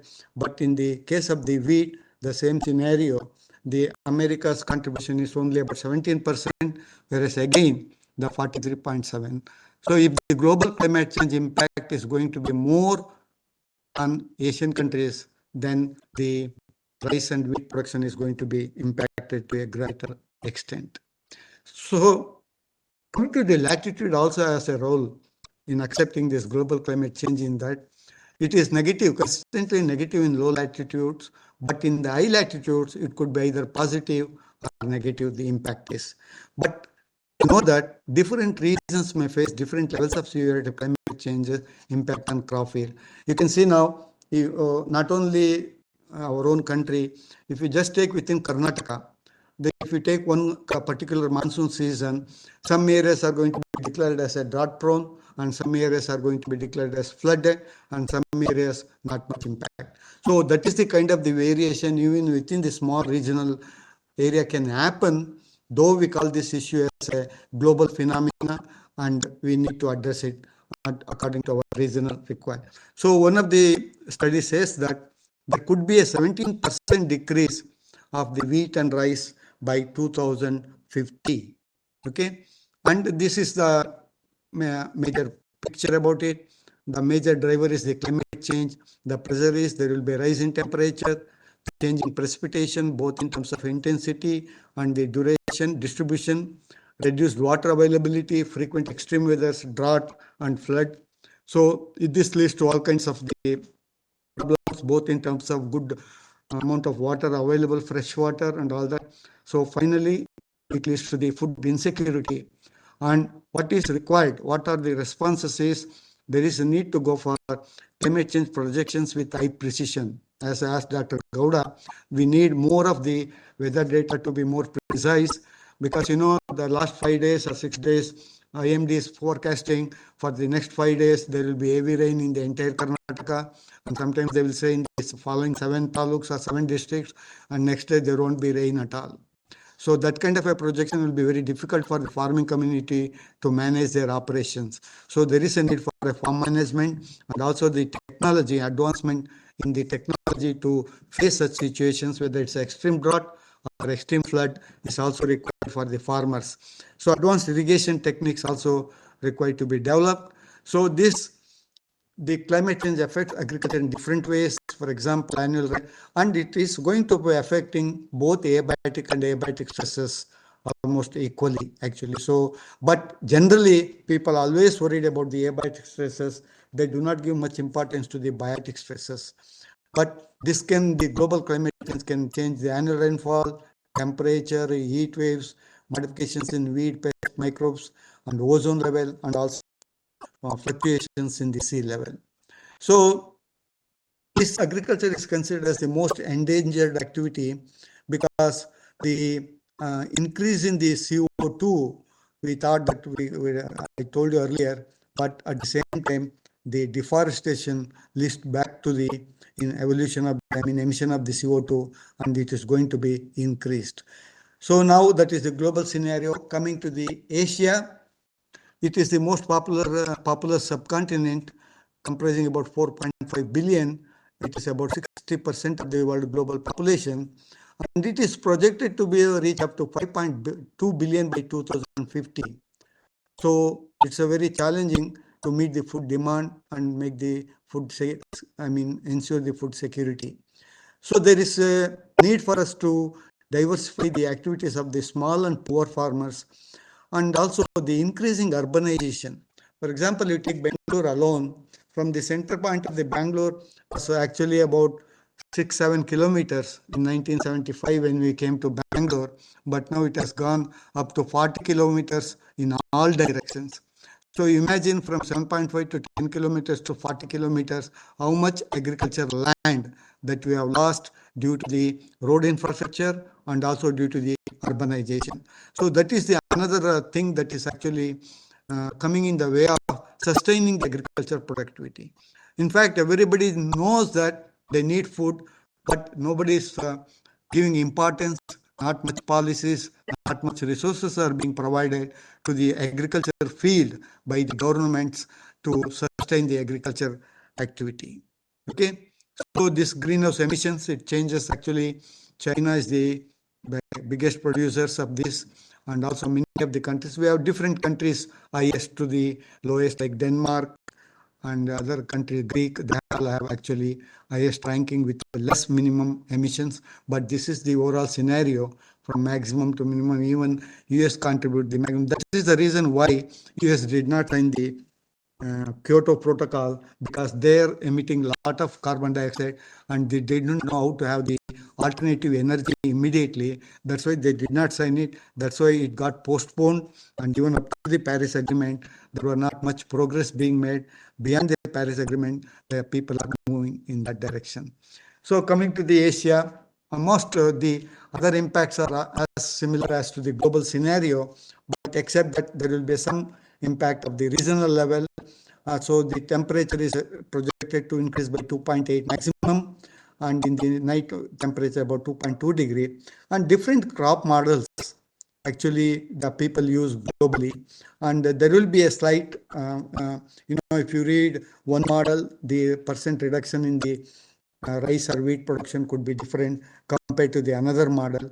So that is all due to the inbuilt or the parameters that they are going to take in predicting the output when they are giving the input. The variation in the input like temperature, humidity, precipitation, and all those things which will make the differences in this model output. But by and large, all the models suggest that there will be a decrease in the rice and wheat production globally and also similarly in Asia.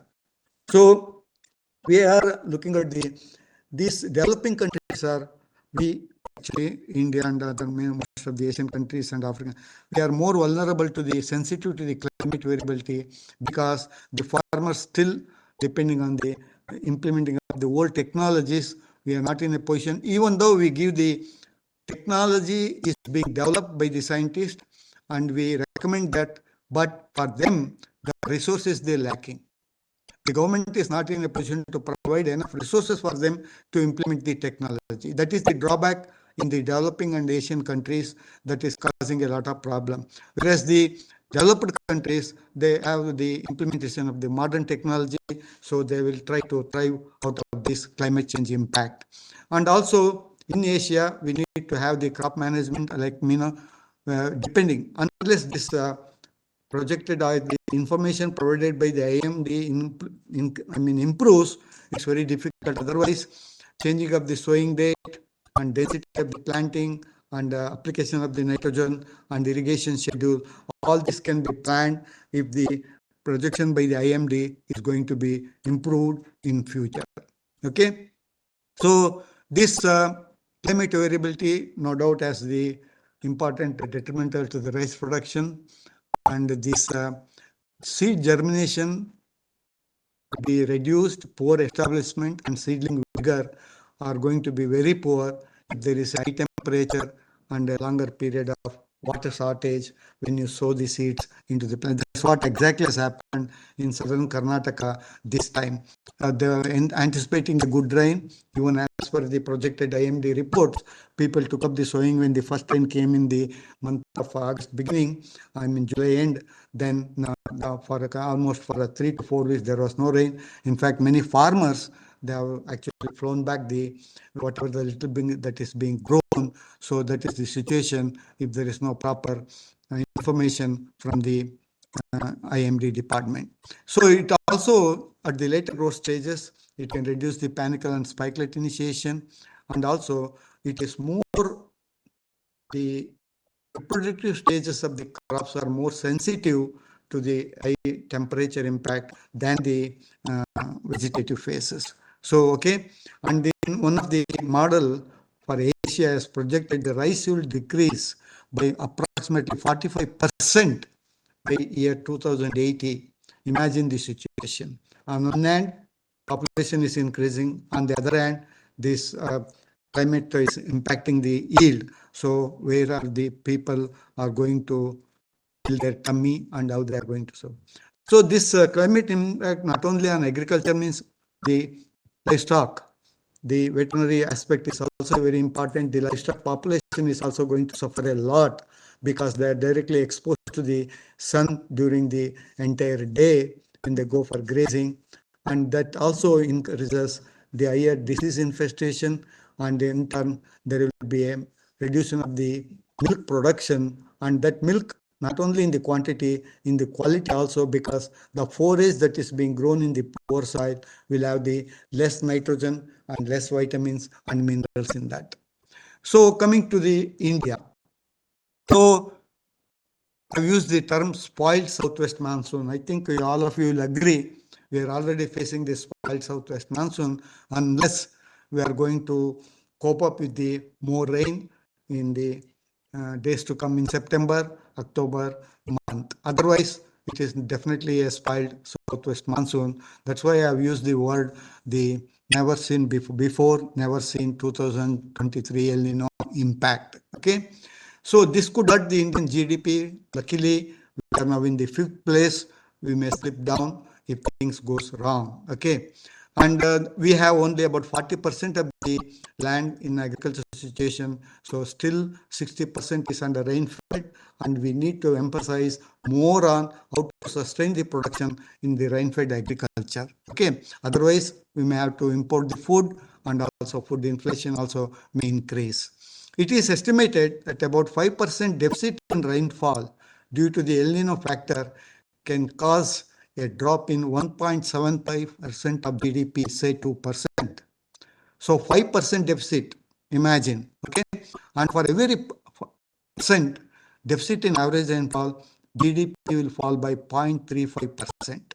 Okay, so the rural economy, once it is being hit, the country's GDP is going to suffer a lot. So many studies found that India, Indonesia, Brazil, New Zealand, South Africa will experience a GDP fall, but it will be short-lived. If it is so, we are lucky. Okay, but countries like US, Mexico, Canada, and Argentina, they will sustain. Why? The spillovers from their other major trade partners with other countries. So this is the scenario wherein India is on the safer side with the GDP compared to the China, wherein there is a point to increase, the decrease there. So India is sustaining better than most of the other countries. It is in the 5th place now, right now. So this southwest monsoon is actually predicted to be below normal. It is LPA means the longest period average, as what Dr. Gowda was telling. That was actually predicted to be less than 92%, but they predicted positively for the central India, northeast and south peninsular India. But let us see what happens in the coming 2 months. Okay, so even Gowda was mentioning that, and also somebody was asking Dr. Venkatramana about, do we get El Nino after this La Nina? Definitely it will come, because it is supposed to be a rotation of 3 years and 5 years, El Nino and La Nina. But now, due to the changes in the climate, these events are also getting bit fluctuated. So these events, but definitely they're going to be a substitute in the sense La Nina follows the El Nino follows the La Nina. But each one of these events, how long they sustain, is the question mark that will not be answered that easily now because of the global climate change scenario. Okay. And this, why do we call this regular Kharif season as a southwest monsoon? Because the wind blows, the wind that carries the water vapor and from the ocean to the land, that will actually move from south to west direction in Indian subcontinent. That's why we call it as a southwest monsoon. So the normal, actually, the rainfall for Karnataka is about 850 mm. And in fact, it is considered as one of the safest places, including other countries of the South Peninsular, to get the normal rain in the monsoon. But sometimes we are getting disturbed due to this climate change. And the second monsoon, the situation is northwest monsoon, which happens in the winter season. At that time, the wind blows from the land to sea. Okay. Whereas in the southwest monsoon, it's a summer season wherein the wind blows from the sea to the land. So that's why the temperature on the surface of the ocean make a difference in terms of the drought and the rain. Climate smart agriculture is very important. That's the only way to lower the negative impact of the climate variation. It is caused which is necessary because of the climate change. The stresses produced due to the climate change need to be understood well, and what are the impacts on the crops, and what we can do with modern breeding technologies to develop the new cultivars for this climate situation. So biotechnological approaches is one of the important aspect, and especially the revolution in genetic engineering techniques by producing transgenic plants is one of the best option. But unfortunately, the government attitude is not in favor of it. Whether it is misled by the experts or it is the true opinion, I have no answer for that. Okay, but one thing I would like to say is, when the Congress government was there in the center, the BJP people did not allow to discuss on the GM crops. That's why it was blocked, not to be accepted. Otherwise, there was a serious attempt made by Jairam Ramesh and other ministries in the government of India to accept the GM crops, but it was blocked by them. But so much change has taken place. The moment they came to the power, in 2016, the agriculture minister made the first statement: we have no objection to accept the GM crops as long as the GAC approves it. What is GAC? Genetically Engineering Agriculture Council. So this genetically engineering approval committee is maintained by the environmental ministry. So he escapes by saying that if the GAC gives the approval, we have no objection. But the GAC has already given approval for 2 crops. I'll come to that a little bit later. And nearly over 100 Nobel laureates, they have said that GM crops is safe, it can be released. But still, our government is not understanding. I do not know what is the expert's opinion given to our government, and it is actually a sort of a difficulty in that. But I'll tell you the real reason why this government is not accepting it. So when you have seen the paper article, not averse to GM crops after panel OKS. What is that panel? GAC panel. Fine. But now coming to the GAC, it has given the approval for brinjal long back and also to the mustard recently. But still, we have not seen any progress or acceptance by the government. But way back in 2007 itself, the Indian government's given the green signal to import the soybean oil. But that soybean grown is a GM crop. What are they talking about? Another interesting aspect is India's 90% cotton grown is BT cotton. Oil extracted from these seeds also being actually adulterated with other oils, and also it is being consumed by the Indian population. And indirectly, the cotton seed meal. After the extraction of the oil, whatever is left is called cotton seed meal. That is being fed as a feed to the cattle and the sheep, and also in the poultry. Are we not drinking? Are we not eating the meat? Are we not drinking the milk? Are we free from GM food? I do not know. Both the central and the state government should answer this, and it's better if they find the solution at the earliest by examining what are the expected backdrops in the crops. In fact, I tried to discuss this aspect with Dr. Ayappan, former DG ICR, and also Dr. Swaminathan, father of the Green Revolution.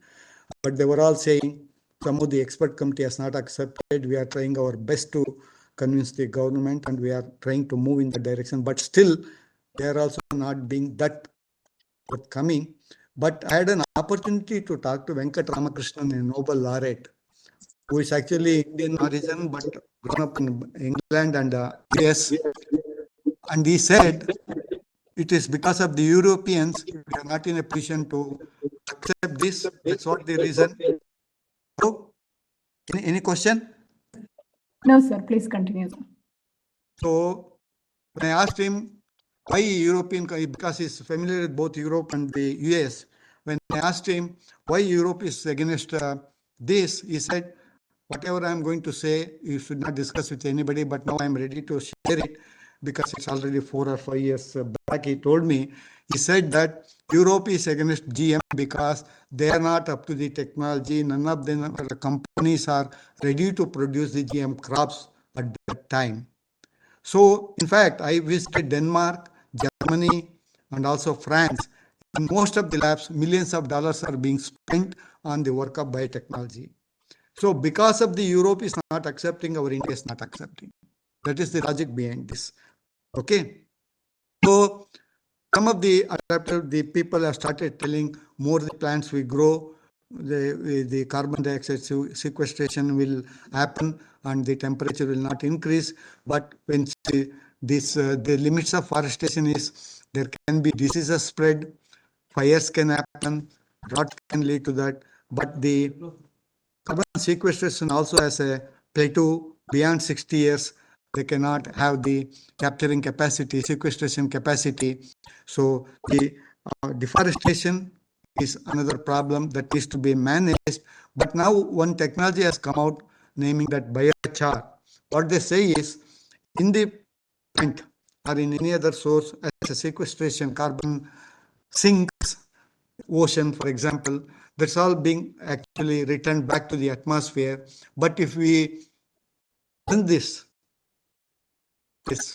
CO2 or these trees and then make them into a solid carbonaceous material, which is called as a biochar, which is very resistant to thermal and biological degradation and persists for centuries. You know what is the meaning of this statement?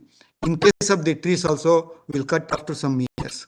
In case of the ocean, though eucalyptus also the major thing, it will be due to the upswelling of the ocean, the carbon dioxide get back to the atmosphere. So though to a certain extent, they are good sequesters, but in the long run, they also can't be a good sequesters. So they say that by doing so, biochar, it is being thermochemically reducing it to carbonaceous and using, and in fact, to do that, they suggest that fast growing crops can be grown in the marginal land because we cannot spare any agricultural land to grow, even though it is economical, and by using the wastewater. So that means marginal land is being utilized, wastewater is being utilized, and we can grow and sequester the carbon and put it, because this biochar can be put into the soil to improve the soil structure, and also it can be used along with the cement for building structures, and also it can be used in many other purposes wherein it will be stored for hundreds of years. That is the one approach. We do not know it is going to be progressed and what are the drawbacks in that. Time will tell us. So the world's hottest year was actually 2016. Now the people are telling it is going to be 2023 is going to be 2018 also was very hot, but 2023 is going to be very one. But another important thing I would like to briefly tell you is this tri-loop method. This tri-loop method is how to mitigate the climate change cannot be ordered, top up, bottom up, top down. Now what's happening is top down is happening. The policymakers and government is imposing. It is telling you, the farmers, you do this, you do this, you do this. That's not right. There should be a climate change awareness programs and make the people to perceive the impact of the global climate change and make them to adapt it. Okay, I will just give you in 2 sentences about the summary of the 435 articles that are published from 2010 to 2020. What they say is climate change is both physical and social phenomena. It's not simply physical.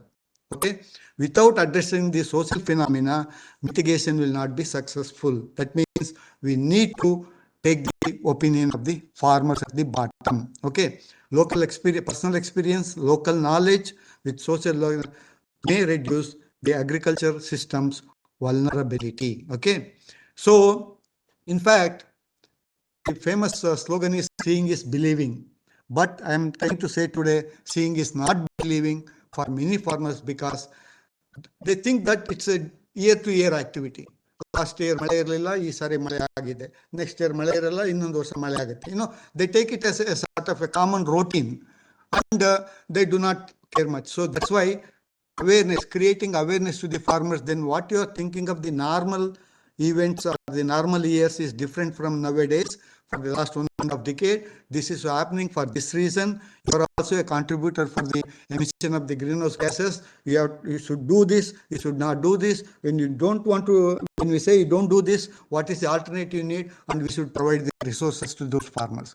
So it should be, and it should be deliverable only when it becomes a bottom up. That means your strategy should start from the farmers at the farmers field, then go up to the policy making. Now what is happening? top-down policy that will not work. Okay, so knowledge on the level of the awareness, perception, and research needs to be done, and I will not go. And there are some barriers for the farmers because sometimes lack of information. But even if they get the information, the major problem is credit facility and financial support for them, and also absence of poor irrigation expertness that will all come through only resources. So especially for small farmers, because they are resource constrained, the adequate information provided also, they will not be in a position to do it. This is the global index in 2020 risk index. So finally, I would like to say, from the point of the farmers, within every season, farmers are worried about when rain will start, when it will stop, and how long the season will last, or do we get any dry spells during the season. These are the things that needs to be properly told or informed. So in general, it remains unexplored how farmers' awareness, perception, and adoption evolve to mitigate the climate change. So finally, I would like to put one slide from the point of the coffee growers, probably because most of you grow the robust coffee, should be happy because there is going to be a reduction in the other part. And I think the 10% drop in production is being, so it may be up to 20%, the cost may go up. But the other attitude of the consumers is the Europeans are trying to push towards the Arabica because of the cost price, and they want to switch over to the cheaper coffee because they need more coffee than they drink more coffee than us. But fortunately, Asians has taken an increased liking to Robusta. So that way but Robusta is very important because of it is used for the instant coffee and espresso. So the Vietnam, Indonesia, Brazil are going to have more impact on the coffee that will be hitting the soaring prices in the Robusta. With this, I would like to end my talk. Thank you for giving me this opportunity. And if there